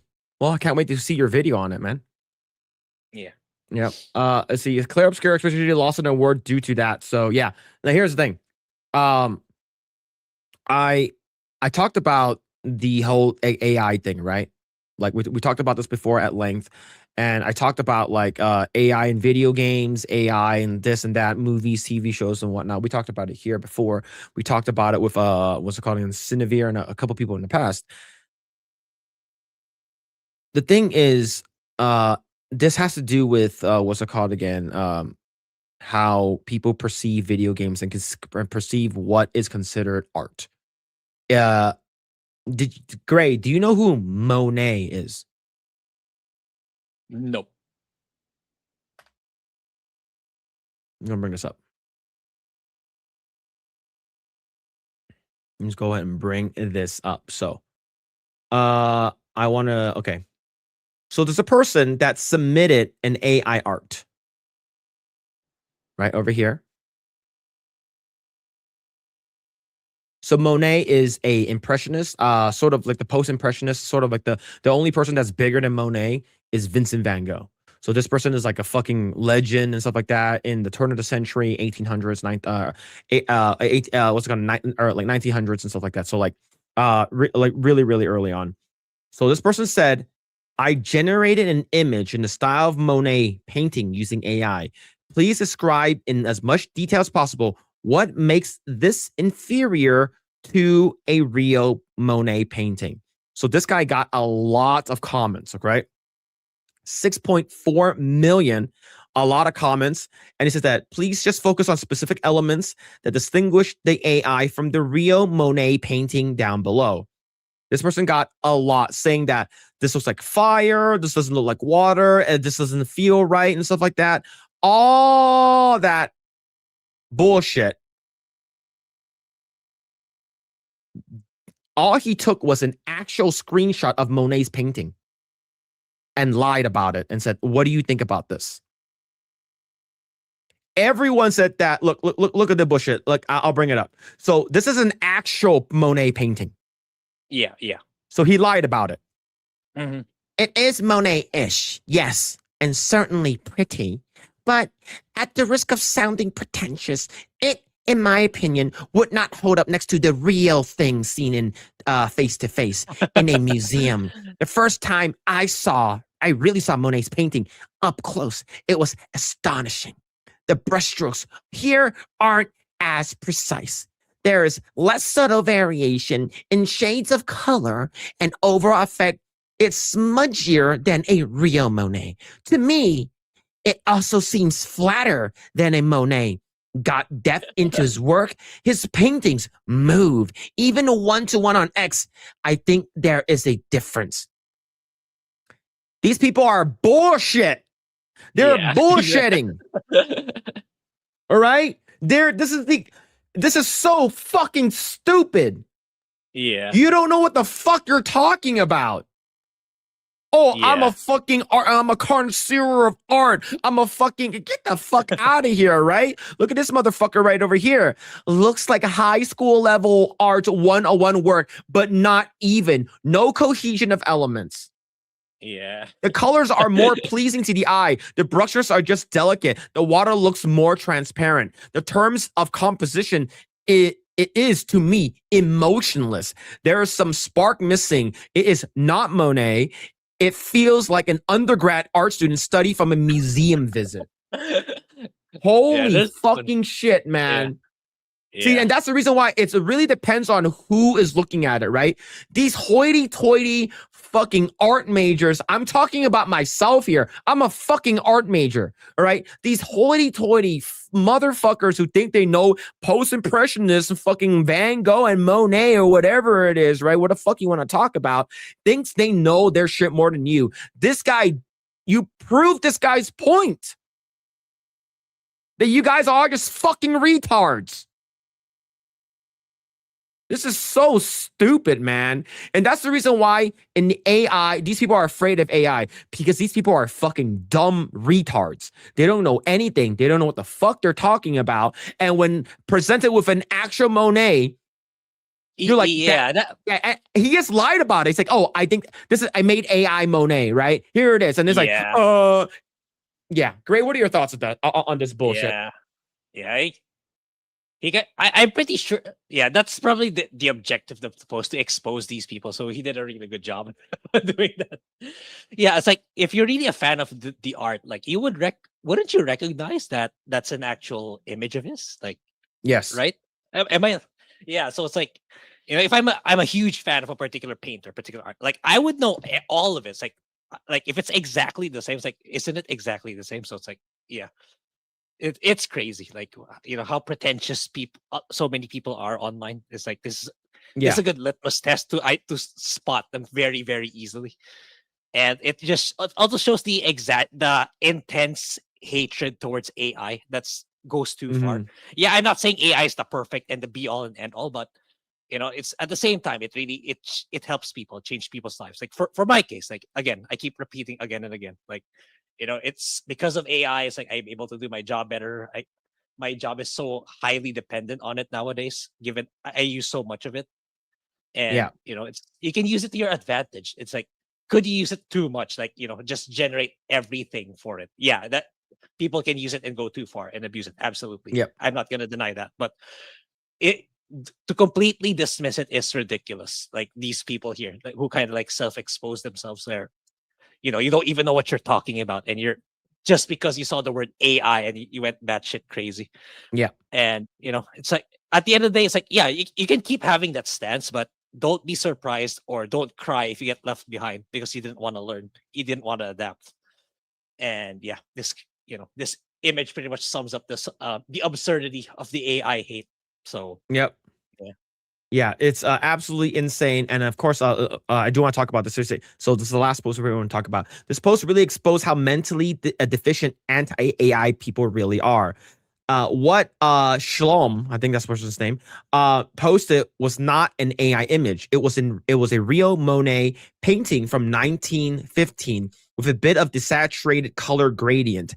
They couldn't even do the most basic reverse image search research. They just believed on face value and just went with it. Many of these critiques are now deleted by the post authors after being exposed as an elaborate test. Expectation bias is a bitch in these cases, and when you have a flood of midwits who pretend to be high class art connoisseurs, they fall for it without a second thought.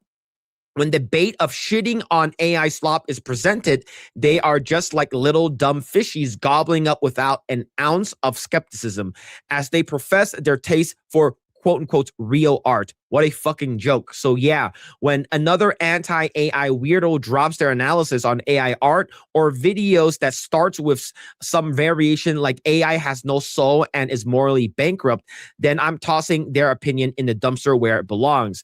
There's nuance to be had, jobs lost, economic displacement, style homogenization, etc. But people with those kinds of takes, while recognizing the power of AI, are few far between. Yep, and that's the reverse image. Crazy, huh? And Yeah, it's like if you're if I was a fan of Monet, like wouldn't I know immediately? Wait, isn't this like literally the same painting? yeah, Maybe you change the saturation a bit, but it's still the exact same painting. Like you would know that in a heartbeat if you're a real fan of the guy. yeah. And you know what's crazy? There is a banana with duct tape on it, and people said that shit was like fucking amazing.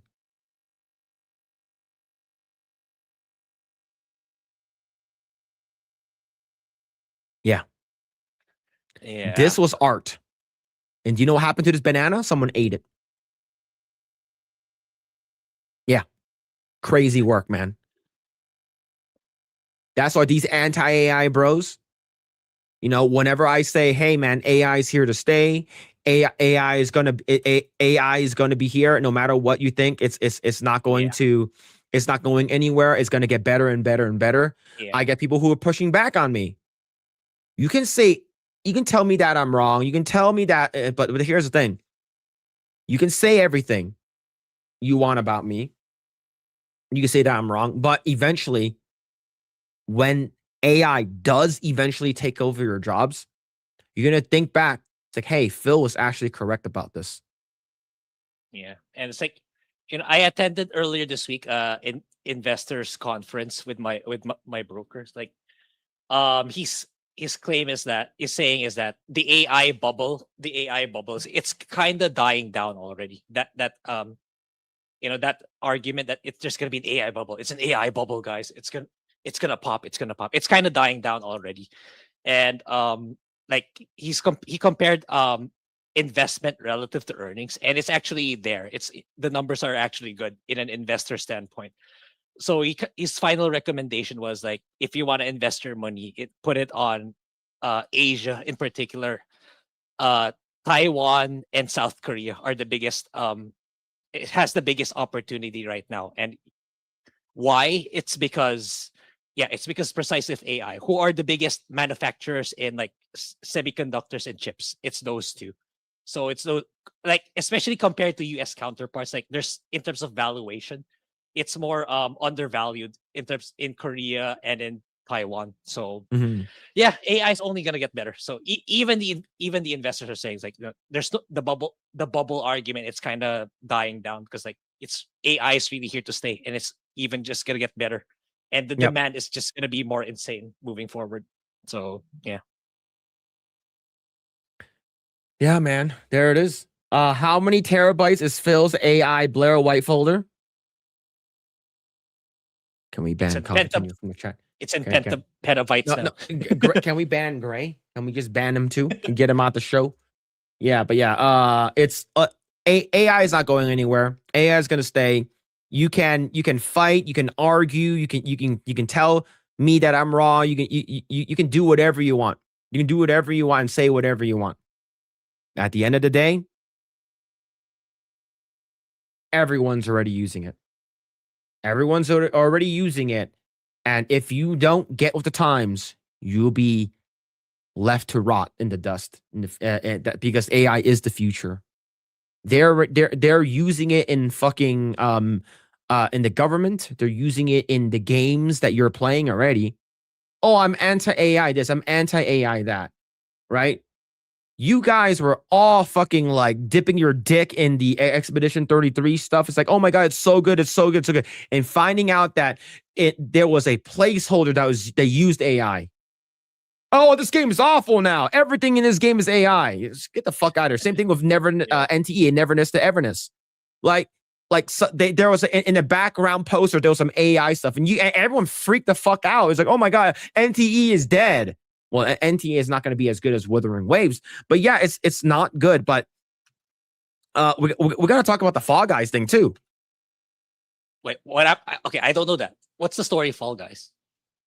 Okay, so I believe, if I'm not mistaken, I need to find the Fall Guys AI thing. Okay, I need to find the Fall Guys AI thing. Let me see if I can find it. So there was a Fall Guys AI like fucking thing that went crazy.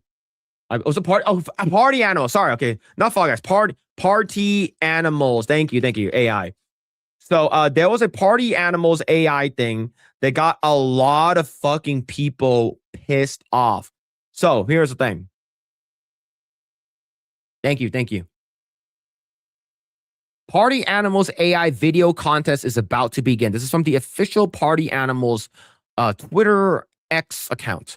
What wild ideas have you had for Party Animals? Join the Golden Paw Awards now. Party Animals' first AI video contest, a short film you've been dreaming of making, a story that breaks all the rules, the character tribute to your favorite beast in the past. Ideas these could only exist in your head. Now with AI, they finally have a chance to become reality.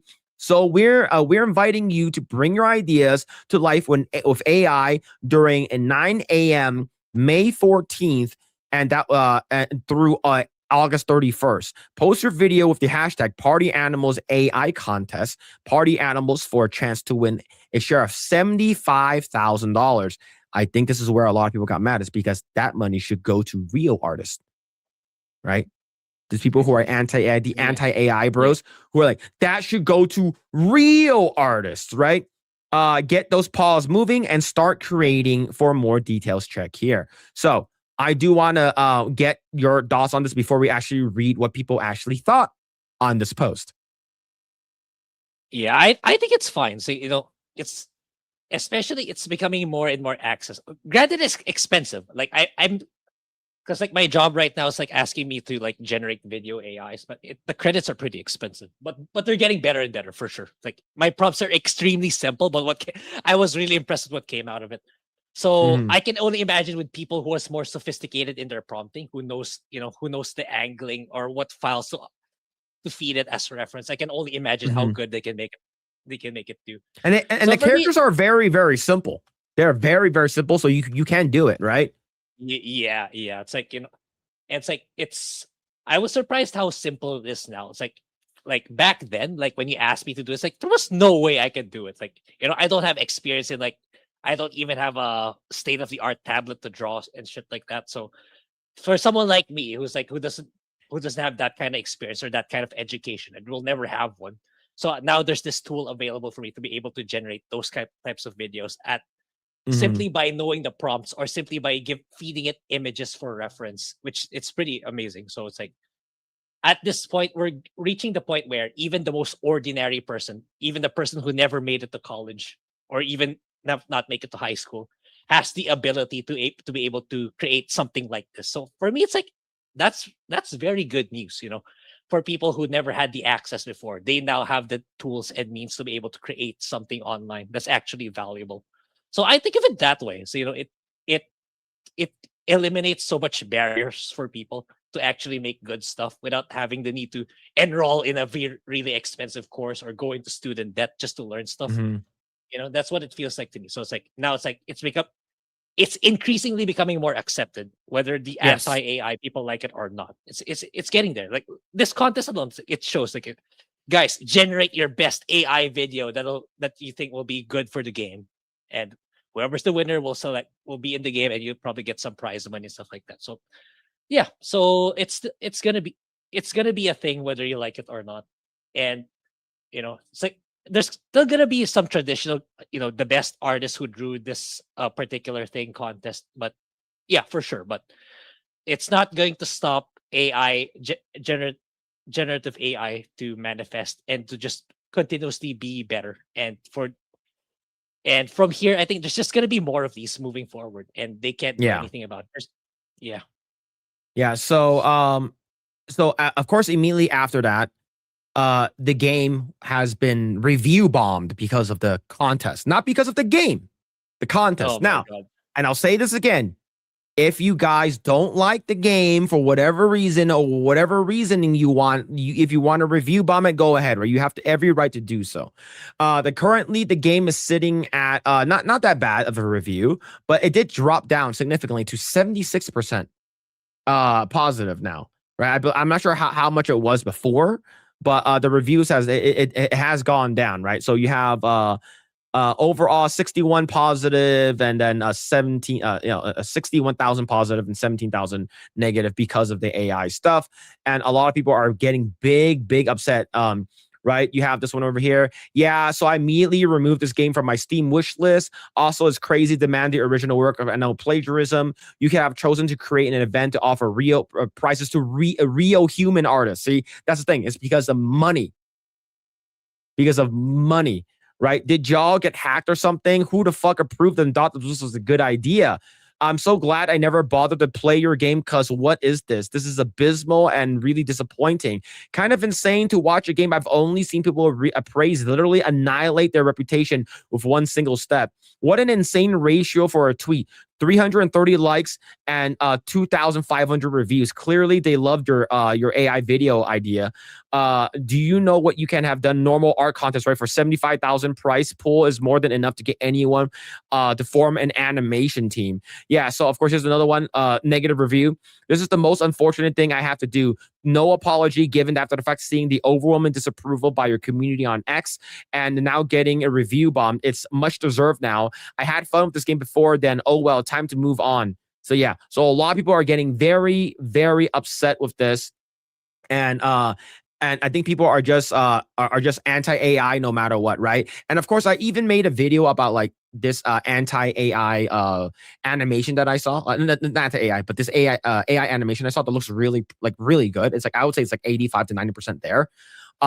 And people are like, bro, do you not know where you are right now? Like, there are people out there who are anti-AI that will go and downvote your shit, right? I lost like 4 or 5 subscribers from that video because of that, right? I'm like, oh, just because I said the AI is the future, it's like you guys are retarded if you guys don't think so, right? You guys are just in complete fucking denial if you don't think AI is going to be the future, whether or not it's art, whether or not it's coding, writing, Yep. whatever it is. You guys are just afraid that it's going to take over your job. Yep. That's it. And that's the reason why. All right. Now, it's gotten so bad that they have to release a follow-up statement. Hi, everyone. We'd like to address the recent discussion around the AI video contest. And first of all, we're sorry for upsetting players with this event. We're also sorry that we didn't communicate with everyone clearly enough before the event started. Our original goal was to lower the barrier to create to the creation. Exactly the term I said. It lowers the barriers. There Yes. we go. So it makes like producers, writers, directors, so people who don't have any skills in art or animation to actually do something, right? You guys are trying to gatekeep this just for serious artists, and you're going to get a lot of fucktards online. You might get some really, really good ones. Is because money is involved. That's the reason why. It's a $75,000. It's nothing to scoff at, but $75 is $75,000. They're gonna want that money to go to real people. Shouldn't you pay real artists for this kind of stuff, man? It's just, not ethical, right? In the past contests, we saw players with great ideas and scripts who couldn't fully bring them to life because they weren't familiar with the tools like editing, modeling, or animation software. We hoped AI could be more accessible tool that lets people take part. Yes. That said, we understood the concerns around AI content. We are not trying to dismiss handmade work or disrespect creators. To us, AI is just another tool. What we truly care about is the idea, the expression, and the final work. And that's the thing. People don't like it. Literally everything I said. Yeah, people aren't gonna like what I have to say. Yeah. Okay, so I said, go Grae. Yeah, I also said earlier, like it's not gonna kill legitimate artist handcrafted work. It's just that it's another option. It's for people like who never, like me. I never went through any art courses in college or any extensive art courses. So it's like now I don't. Now there's this tool available to me that I don't need to go through that just to be able to create something. Mhm. So yeah, it's just Grae. reinforced what I said. You know that people went to art college and have an art degree, like myself, and we paid over $100,000 for school. Crazy. Now you can do stuff that's better than me with AI that's free or maybe even just like a fraction of the cost. Fuck you. How dare you make my job non-existent because of AI? Those are the people. Those are the people who are anti-AI. I get it. Anti-AI. I'm pretty sure people in the fucking 50s or 40s was anti-radiation too because of the microwave. And now every fucking person in their house has a microwave. Oh, but you put people out of business for heating up the food and shit like that. Well, you also put out fucking manufacturing when fucking machines started making cars. What happened to the fucking people who actually make cars with their bare hands? No, now a machine does it. Fuck those machines. Get with the times, okay? And I'll tell you again, my art director told me that AI is not going to replace anyone's jobs. The only jobs that will replace is outsourcing's jobs. I said this before on my channel, okay? I work on a Marvel game, and I'll say it again, all right? If I haven't, Grae, have I told you I work on a Marvel game? I think it's the first time I'm hearing it. Yeah, it's the first time you're hearing it, all right? So he said, I was like, what are your thoughts on people? I had a one-on-one with him like 2 weeks ago. I was like, what are your thoughts when people are saying that AI is taking over their jobs? He's like, we got it from the top that we're not replacing anyone here. Actually, what we're trying to do is bring jobs back to America, back to studios here in America. That's what we're trying to do right now. And AI is allowing us to do that. We can save money that way instead of outsourcing our stuff to Canada, China, Korea, India, whatever it is, whatever these studios are in overseas in Asia, in Canada, whatever it is. Instead of outsourcing there, we're trying to bring jobs back here to the US. And that's what my art director told me. We don't want to rely on outsourcing if you can do that shit in-house. We're not letting anyone go. No one's job is getting replaced by AI. At least in art. Right? Script writing, fucking code writing, That shit's completely different. At least in the games industry, at least in the arts and animation industry, no one's jobs are getting fucking taken away yet. Yet.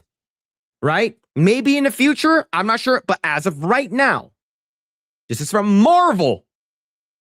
All right? Not yet. I think people are just fucking scared. All right? These people are just fucking scared. So I'm going to go on and continue reading this. We like to leave the next step to the community. Please vote on what you want. Right? Number 1, cancel the AI art contest. Number 2, change it to a non-AI contest. And number 3, keep the AI category and add a separate for handmade category. If you have another suggestion outside of these 3 options, feel free to leave it, right? So that's what they said. Grae, which one should we click on? It has 15,000 votes. Which one should we click on? This one here? Keep AI and non-AI. There it is.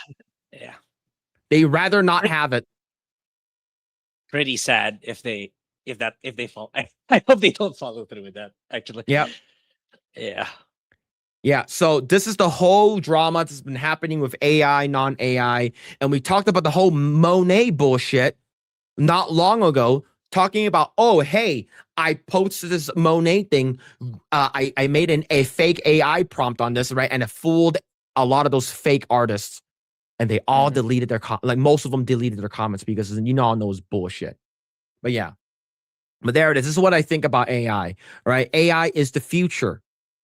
AI is going to get better and better. And the reason why people are scared is because they feel like nothing is going to be real. Everything is going to be created by AI. But the ultimate thing is, at the end of the day, 9 times out of 10, all of the normies won't fucking care whether or not it's AI. Yep. The most important thing is the end product. They don't care if it's handmade or if it's made by AI. No. Yep. Okay. If it looks good, cool. A lot of people can't tell. A lot of normies can't tell. You guys can. Maybe some of you guys who are like inclined, you guys are, you guys are artistic. You guys know the difference between AI and non-AI.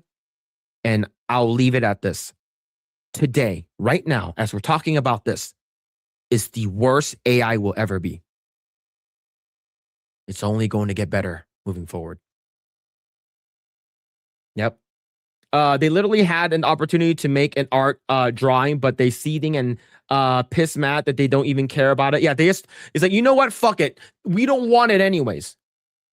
Like, fuck it. Fuck your company. Fuck this AI bullshit. We don't want it anyways. I can't wait for all of these people to get replaced. And the reason why a lot of these people are getting mad, the people who are upset at AI, because your stuff sucks and you can get replaced. That's the reason why. That's the reason why. Like, for me, can AI replace my job? No. Because 50% of the stuff I do is not even art. I manage.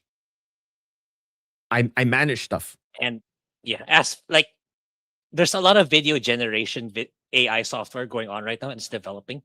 But after testing it, it's not yet, you cannot fully automate it. Some editing has to be involved to polish it, to make it more refined in the overall video flow.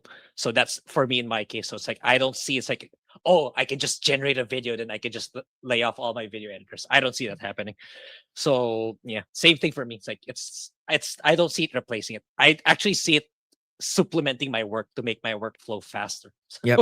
I'm for it, actually. And that's what, like, manufacturing, that's what microwaves, fucking what's it called again, things that makes the tedious things easier. Remember when Photoshop came out, Grae? You were alive then.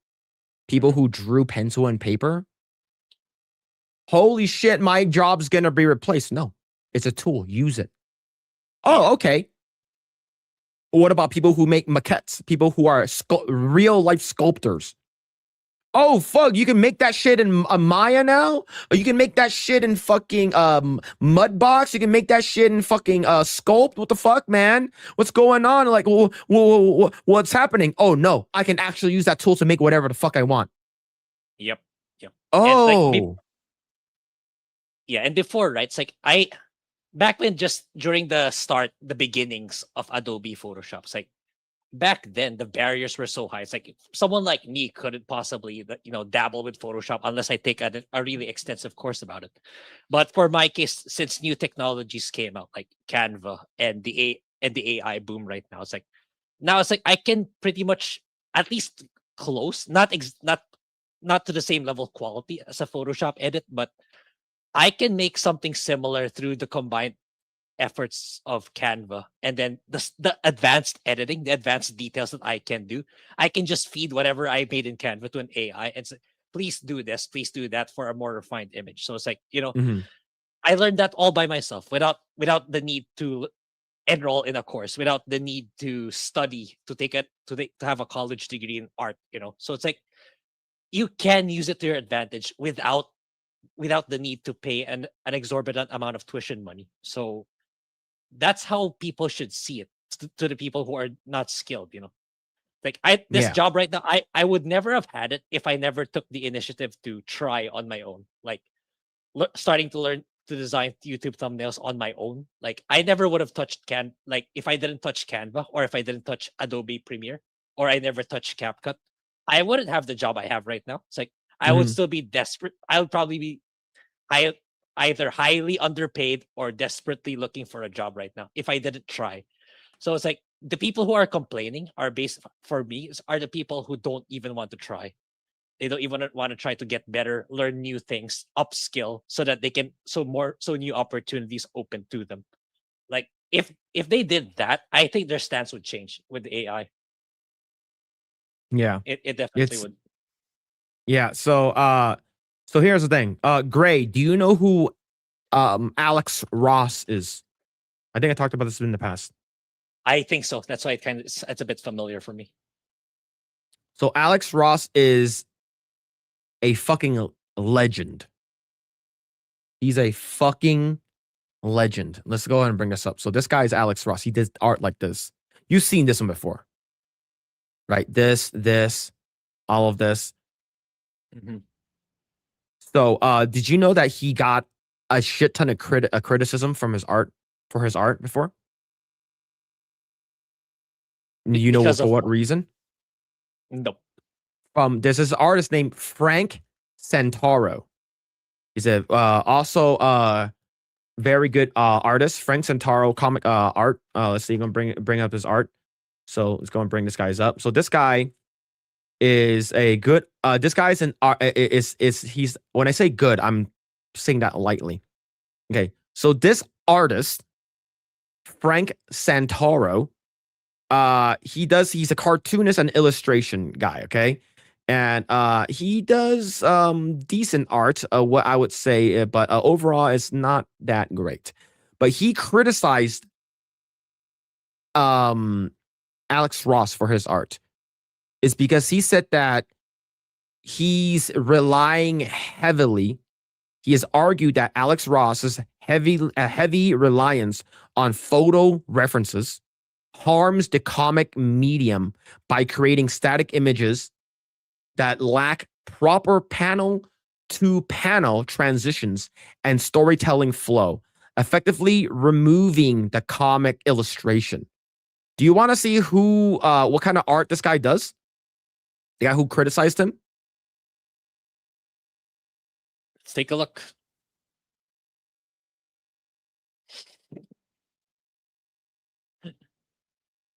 Oh my god. Yeah. These are the people who are telling you AI art is bad.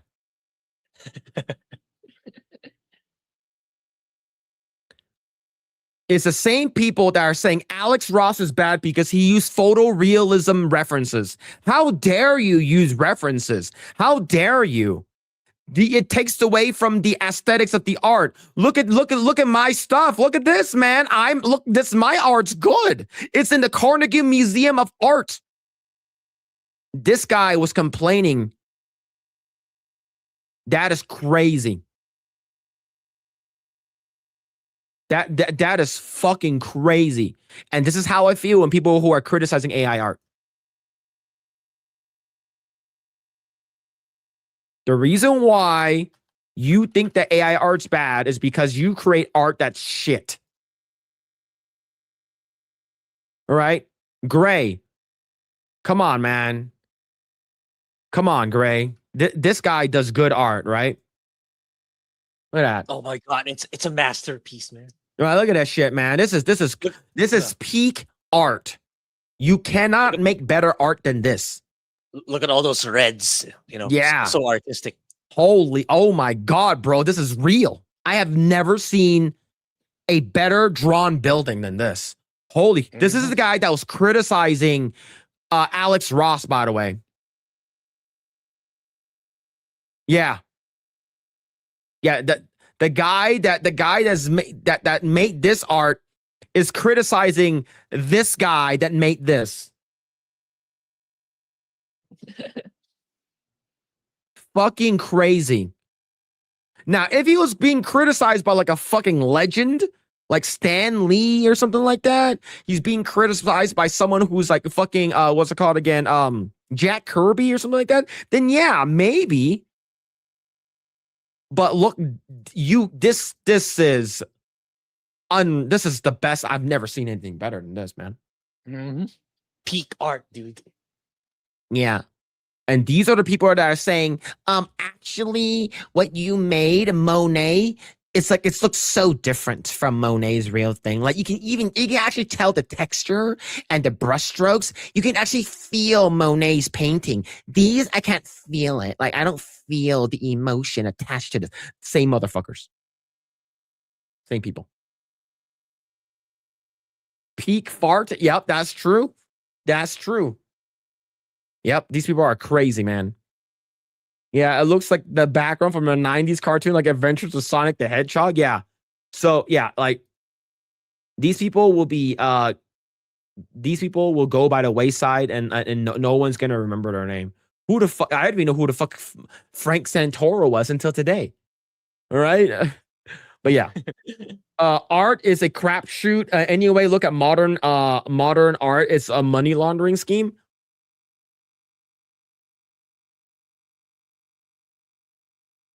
Grae, I need to show you this. Is this art good or bad? I'll bring up some art.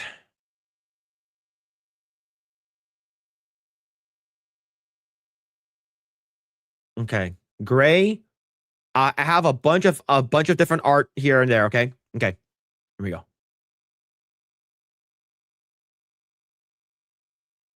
Good or bad?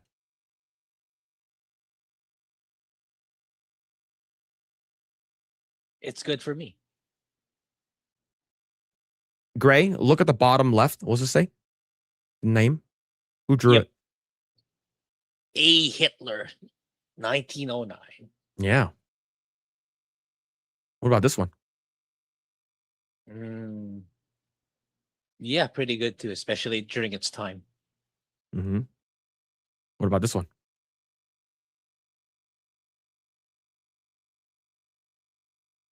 Very good too. This is really good. Who drew it, Grae? A. Hitler. Yep. So all of these were done by the Austrian painter. All of these are done by the Austrian painter. Man. This is not done by the Austrian painter, all right? Yeah, the art. You know that he was rejected from art school, right? Who? Hitler? I don't know his full biography, but it wouldn't surprise me. What? And then you know what? 9.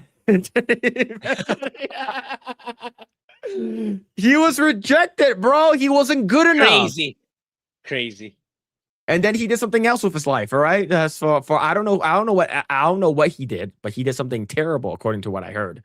But fucking. All right, let's go and talk about this one. All right, let's talk. Great, we gotta talk about this. What is this? Yeah, I got a shill again. So, yeah, chat. When I say a game is good, a game is a game is good. Okay, that's the last time I reported about this was when I went solo here. It's like I said it was at 600% year-on-year profit. Hmm. Now it's like, yeah, it's doubled now. It's crazy. Like, yeah, because Trails to the Sky first chapter continues to keep selling for Neon Falcon. Okay. Yeah, I wonder how much their shares went up. Like I said a couple of weeks back, right? I want to invest money on them, but it's a lot trickier than I thought it would be. But yeah, crazy. So this makes me all the more excited for the second chapter game. So it's like I bought the game again for the third for the third time for Switch 2. So what other company right now in the games industry was able to increase their profits by 1,220%? That's a lot. 1,220. Yeah, that's a 20%. lot. Yeah, it's like there's I don't Yeah. think any other company out there was managed to pull off that kind of number and created a really really good game. So yeah, so when I say it's a good game, it's a good game. Okay. Yeah, I don't know what else to say. It's because it's a very good game. It's like it's my game of the year for last year, and Mhm. chances are it's my game of the year for this year for chapter 2. So I think I'm pretty confident they're gonna remake the entire franchise because like how many games now? There's 13 games for 13. Let me check my Gemini. I asked how many games there are in the franchise. So there's like right now there are 13. Yeah. Okay. So yeah, chapter 2 is gonna come out this year. Then chapter 3 is probably gonna conclude next year. Then after that, I imagine they're gonna remake the Crossbell arc. So Trails from Zero and Trails to Azure is probably next. That's gonna get the remake treatment. But yeah, it just goes to show, in my opinion, that a lot of companies blame the economy, blame the consumers, for being bigoted and all that for so that they're not being profitable. But if your Mhm. game is good, people are willing to pay the money. People are willing Yeah. to shell out the cash. That's yeah, and this is like what Trails like how many people in chat know about this game? Probably a handful. If it weren't for me that kept shouting out this game. But even a very, very niche game in a very niche category, you can make your money as long as you make good games. That's the underlying point. That's the Yeah. point I wanted to make. It's like just make good games, good quality games. You're gonna make it eventually. And Yeah. yeah, I agree with that. It's because like JRPG is like a small niche, right? And same thing with like was especially if it's like a turn-based JRPG or it's like a freaking something like even like fucking what's it called again? Final Fantasy Tactics, like or whatever it is, like these like strategy type games. XCOM is like it's not a big following for it, but it's same thing with the fighting games industry, right? Like people would go back and play like old fighting games that no one really plays anymore, but there is a following for it, and people. Whenever the developers will make a game for it or continue furthering the franchise or that style of game, people will cling to it. That's the reason why I think that if you're good at something, continue doing what you're doing. Don't try to branch out and make something new. Because if you do, you're going to get mixed feelings. You're going to bring in a lot of normies into it, right? Because a good one would be like Final Fantasy VII. Like Final Fantasy, it's pretty mainstream at this point, right? It's not like, whenever someone thinks about JRPG, they don't think about, Trails in the Sky. They don't say that. Yep. They typically will say Mhm. Final Fantasy. It's the first JRPG, Final Fantasy, right? They will say Mhm. that. And but even back in the day, like when we were growing up, like Final Fantasy was a definitely a niche JRPG. Oh, we don't play that kind of game, you know. But now, like they branched out, they made it even more accessible to normies and made it like an action RPG, like Final Fantasy VII Remake. You're going to make a lot of the old fans pissed off and a lot of the new fans happy. And I get it. You're trying to bring new people into the game, but in my opinion, if they trusted their own thing, and we're just going to make the game that players will like. We're going to make the game that our fans like. You're going to get a lot of people that will come into the game and praise you for it. And I think, like something like Star Fox, a rail shooter, they're not going to go out of their way and make something completely different. continue making that kind of game. Same thing with Neon Falcons games, right? Same thing with Grand Blue Fantasy or any of these kind of games that are like Xenosaga. If they go out their way and make a completely different game, but still the same story, the people who are like diehards of the OGs, like, what the fuck are you guys doing? So yeah, I absolutely get it. I absolutely like, yeah, and 1200% is crazy. It's if okay. Wait. If you actually Google type that, like Neon Falcon net, that's not even net profit. Neon Falcon net profit. If you just type it in your Google search, Mhm. that's not even like, yeah, their net profit 1,466%. It's even higher than that number. It's crazy. It is like yeah, I don't know what to say given like they don't even they don't even spend that much with the development in their games, and like their they don't, I don't think they spend as much with their marketing either, and all they show is their trailers and stuff like that, and like a little bit of marketing in social media. Granted, they're very active in social media, but yeah, it's like, it's like you can be profitable with your games as long as, yeah, you make it good, and on top of that, you keep your costs in control. I believe like Mhm. before first chapter, before the profitability first chapter, Neon Falcon only had like 66 employees total. So it's like, a very, very small team compared to most other companies. Then right now they're at like 80 plus. And they still manage Yeah. to release a shit ton of good games every year. So far, it's Yeah. like this is the only company for me. Even in the broader games in general, it's like every game that I got from them is actually really good. I really like their games. So far they've been hitting the mark and they haven't missed yet. Unlike in Square Enix, like there's some games that are kind of meh, or some games I didn't like at all. So far, Neon Falcons, like every game they've made, I really, really liked. And I've noticed lately, like, because like I buy physical games from a lot of JRPGs, their games do not depreciate as fast as Square Enix or Atlas. Like, example, if you get a Persona game when it released, it's at like 60 or $70. Like the next year, it's gonna go down as low as 20. But for Mhm. Neon Falcon, the lowest it can get temporarily, it's gonna go as low as $40, and it's gonna go back up in price again. So Yeah. their games have very, very strong value and retaining factor. So And eh, here's the thing. yeah, Sorry to interrupt you. Like, yeah. I think this is where like gatekeeping absolutely is key here. Mhm. You know how much normies don't like the anime aesthetic? That's the reason why they don't like watch anime, read manga, or partake in anything that's anime related, is because it just drives them away, right? So like one major turnoffs is like the art style. They don't like the big shiny eyes, exaggerated proportions, colorful hair or whatever. It looks too cartoony, too childish for this. It's like they don't take themselves seriously, right? That's why you have a lot of people who are like, what is this weeb shit? I'm not gonna play this weeb shit. Fuck this thing, right? And then that's the reason why, like, maybe people didn't play Final Fantasy back in the days, because how Nomura draws all their characters are like big anime eyes and stuff like that, right? But yeah, it's just like, and plus, like, people just prefer it that way. And one big thing, even normies, they don't like the fan service either.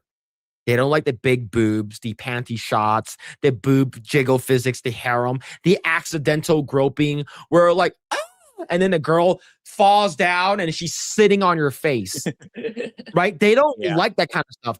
And good. Stay away the fuck from our hobbies, is yeah. because what It's happens if that shit gets normalized?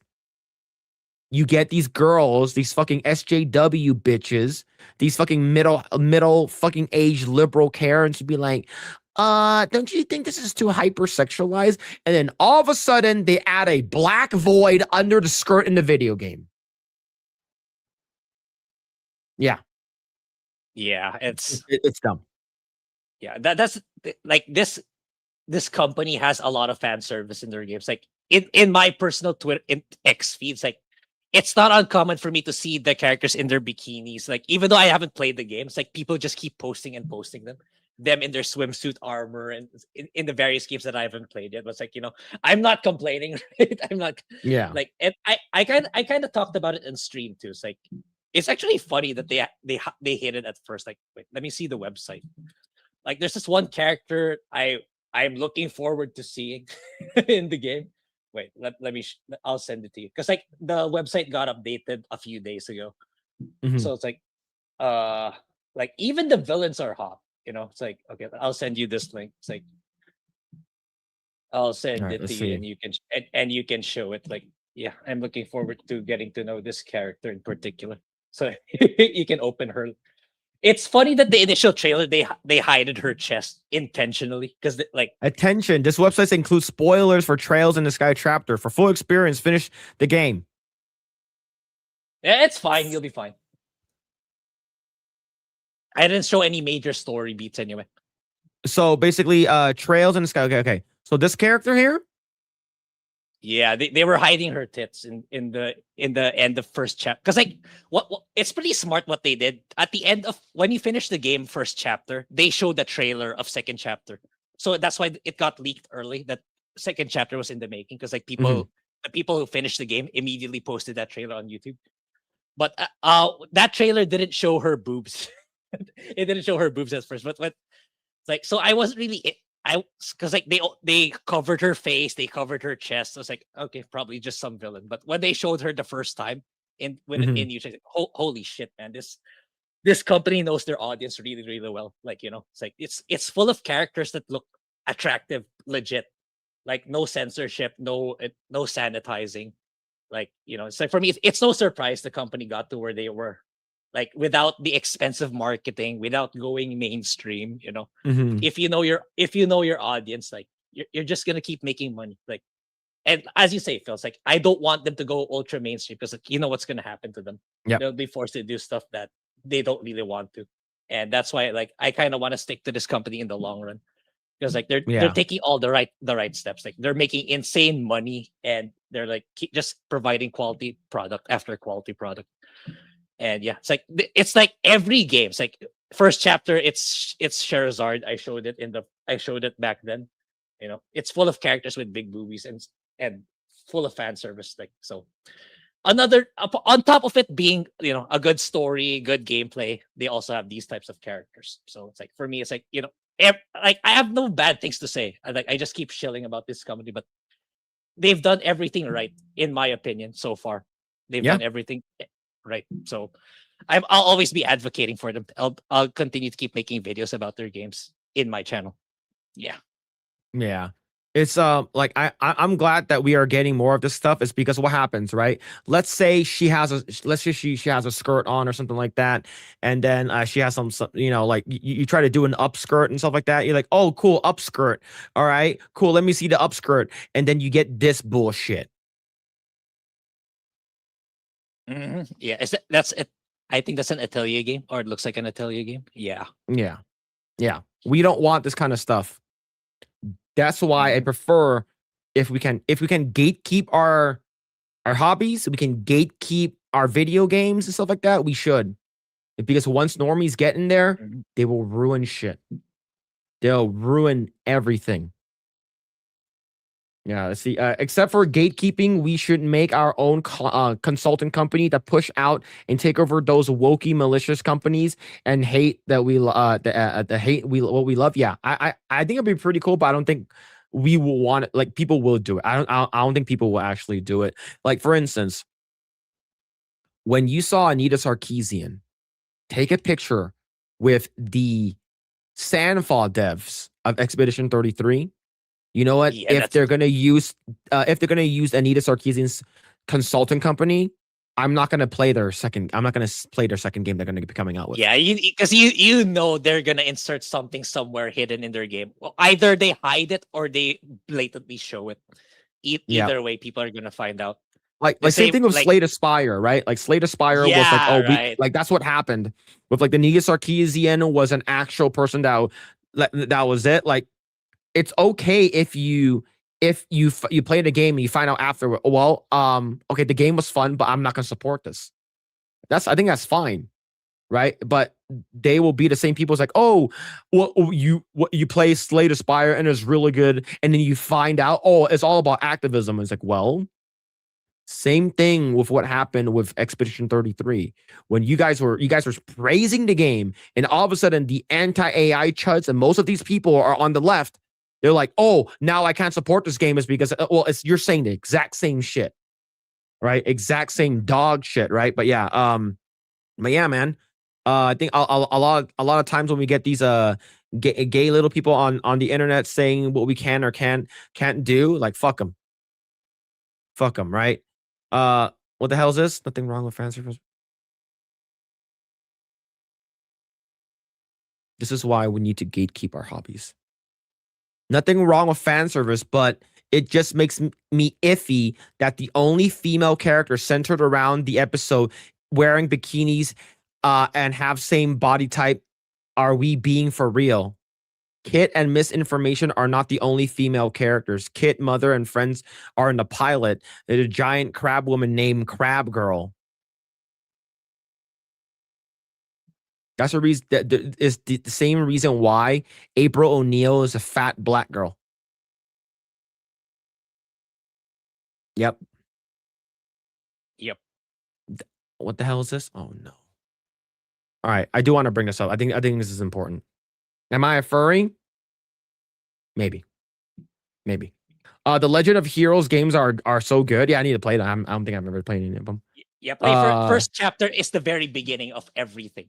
It's like, you know, that's why I'm pushing it so hard. It's like people say, "Oh, I don't want to play from the very beginning, all the way from 2000, whenever the first Trails game came out." It was back then. So this is your start. It's the start of a long series. So you might as well get into it now. In my opinion, it's like it's the start of everything. All right, is this real? Does this happen to real? Does this happen to real people? In Brazil, a man will scratch his back with a broom handle and accidentally insert it into his anus. I'm gonna tag Dan Vaskin this to see if this is true. Is this true?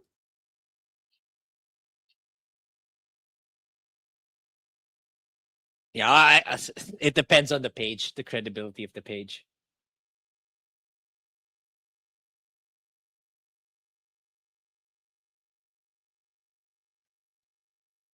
This is crazy. That is crazy, man. X to Dow, X-ray girl says that these things happen. She's seen it. That's wild. That's crazy, man. That's the wildest shit I've ever seen.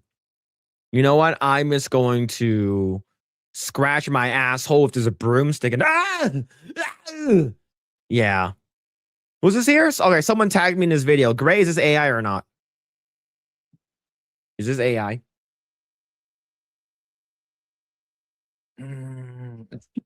It's actually hard. It's, you know, a few years ago it would have been like either it's no or yes, but now it's like. All right, let's watch the video. I think it is. It looks AI. Oh yeah, it's AI. I think it is. It's too clean. Yeah. Yeah, look over here. Look at the way she moves, like from here to here. Like over here from the still image, you could probably tell a little bit. Right? Maybe over here, maybe some of the words here, like what the fuck is this thing over here, right? Like this thing over here. But like if you're like this, like it says, like if you're just looking at the girl, the hands are incorrect. And like her hair looks too smooth. Her hair looks too smooth. Yep.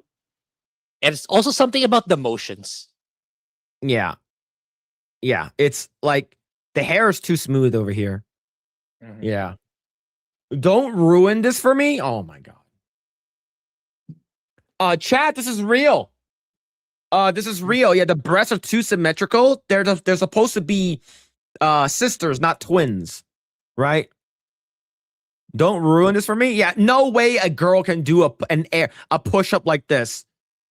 Girls doing push-ups? Nah, now that shit's fake. Now we know that shit's fake. Girls actually doing like workout like this? Yeah, that's some fake shit. This is real. That's actually Phil. Her hands are half the length of her forearm parts. Yeah, AI has broken us now. Yeah, absolutely fake now. her boobs would have popped out already. And what's it called? This. Do you know why this is fake? Because there's no guy in the back looking at her. Yep. That's true. No guy in the back looking at her. Yeah, definitely fake. All right, chat. Sorry to disappoint, but that is definitely fake, not real. How could it get ruined to chatter? It doesn't change anything if it's AI or not. Girls aren't real online. Yeah, man. Hey, girls aren't real in real life either. Just letting you know. They're fake. All right, it's fake. But yeah, it's definitely not good though. But all right, I don't think I have anything else. I don't think I have anything else to talk about. But anyways, Grae, what are you doing, man? Where can people find you? What are you up to? Yeah. So yeah, I'm still waiting for next month for my next JRPG. So in the meantime, I'm working on the video I mentioned, though I kind of spoiled the main point already. But yeah, Pragmata video is out in my second channel. I just haven't. I didn't want to push it out on social media because like I want to wait for at least 2 days before I do that. But it's already on my second channel. So yeah, it's a Pragmata videos in my second channel, and I'm working on the indie games video. So I'll probably get it done within a week or two. So yeah, thank you, B-Man, for my links are over there, and I'll be working on those in the meantime. All right, cool. Right. Let's see. Thank you. And you guys can check out Grae's stuff. It's down in the description down below. And you guys can check out my stuff, Mr. Phillip Chan. At you can find me everywhere. Not AI. What are you talking about, Nate?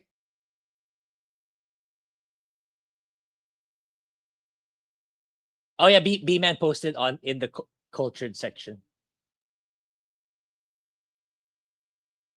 Yeah.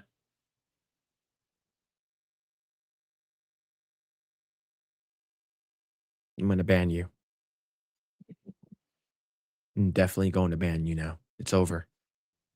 It's over for you. All right. But anyways, chat, thank you guys. Really appreciate it. Hope you guys enjoyed the stream. I will be back. I'm not sure if I'm going to stream later. I'm tired. I might stream just to talk. I don't know. Just to see, because what's it called again? I like, I just probably just jerk off or something like that. I don't know. There's a second photo. What's this? Just why? That was old because I was still wearing glasses. I'm still wearing glasses on that one. I'm still wearing glasses, and I think they swapped our faces. This looks like my brother. This looks like my brother.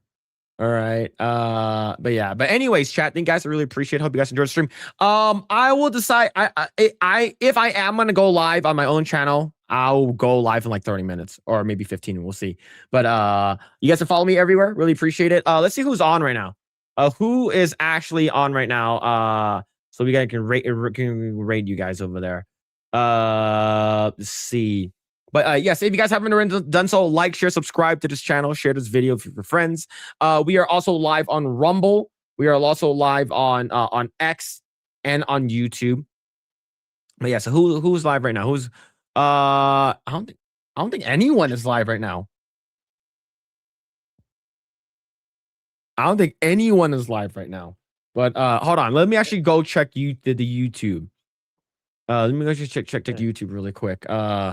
Let's see. Is Unless you anyone want live right now? Nerdrotic live. Yeah, just raid him. He needs more. He needs more viewers for sure. Live channels. Who's live right now? I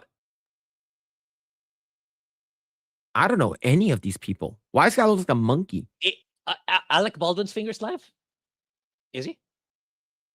I don't. Alec Baldwin's finger, his actual channel, or is his his gaming channel? Which one is it? His gaming channel is live. Okay, we'll rate you guys over there. He's playing Subnautica. Okay, I'll rate you guys over there. Gaming with ABF. Okay, we'll rate you guys over there. Gaming with ABF. We're going to send you guys over there. Go ahead and give Alec Baldwin finger a a like and subscribe to his channel. We're trying to get that guy to 1,000 subscribers. Can I even rate? Can I not rate him? Oh, did he disable it? Gaming with ABF. I don't know. I can't find his channel. Gaming with ABF. I typed it in, and his channel isn't showing up. Oh, weird. Yeah, maybe he Yeah, it's not disabled going. Let me ask him right now. I'll ask him live. Is raid enabled?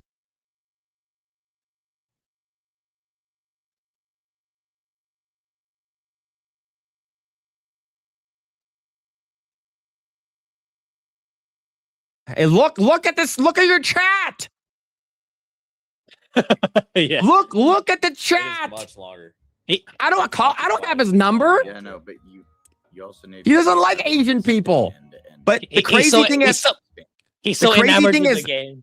yeah, the crazy thing is that Alec Baldwin was like one of our first fans. Like he bought our shirt and everything. Yeah. Remember when I went? When I went to- Hey, he can hear me through my stream. Hey, let me raid your channel. Alright, so Dude, should we no, deconstruct I these didn't want wings? to dog. No, wait, why are you doing The game is just so immersive. He's not reading chat. Yeah, I know Can Man is on. Let's see. Let me find ABF. Oh, they might. Does it work? Okay, it's working. Gaming with ABF Gaming. Oh, you have to. Oh, it's called ABF Gaming. Okay, not gaming with ABF. All right, get the fuck out of here. Get the fuck out of here. Even ABF is his handle though. But Yeah, anyway, the handle. I look for the handle, so you have to type in ABF.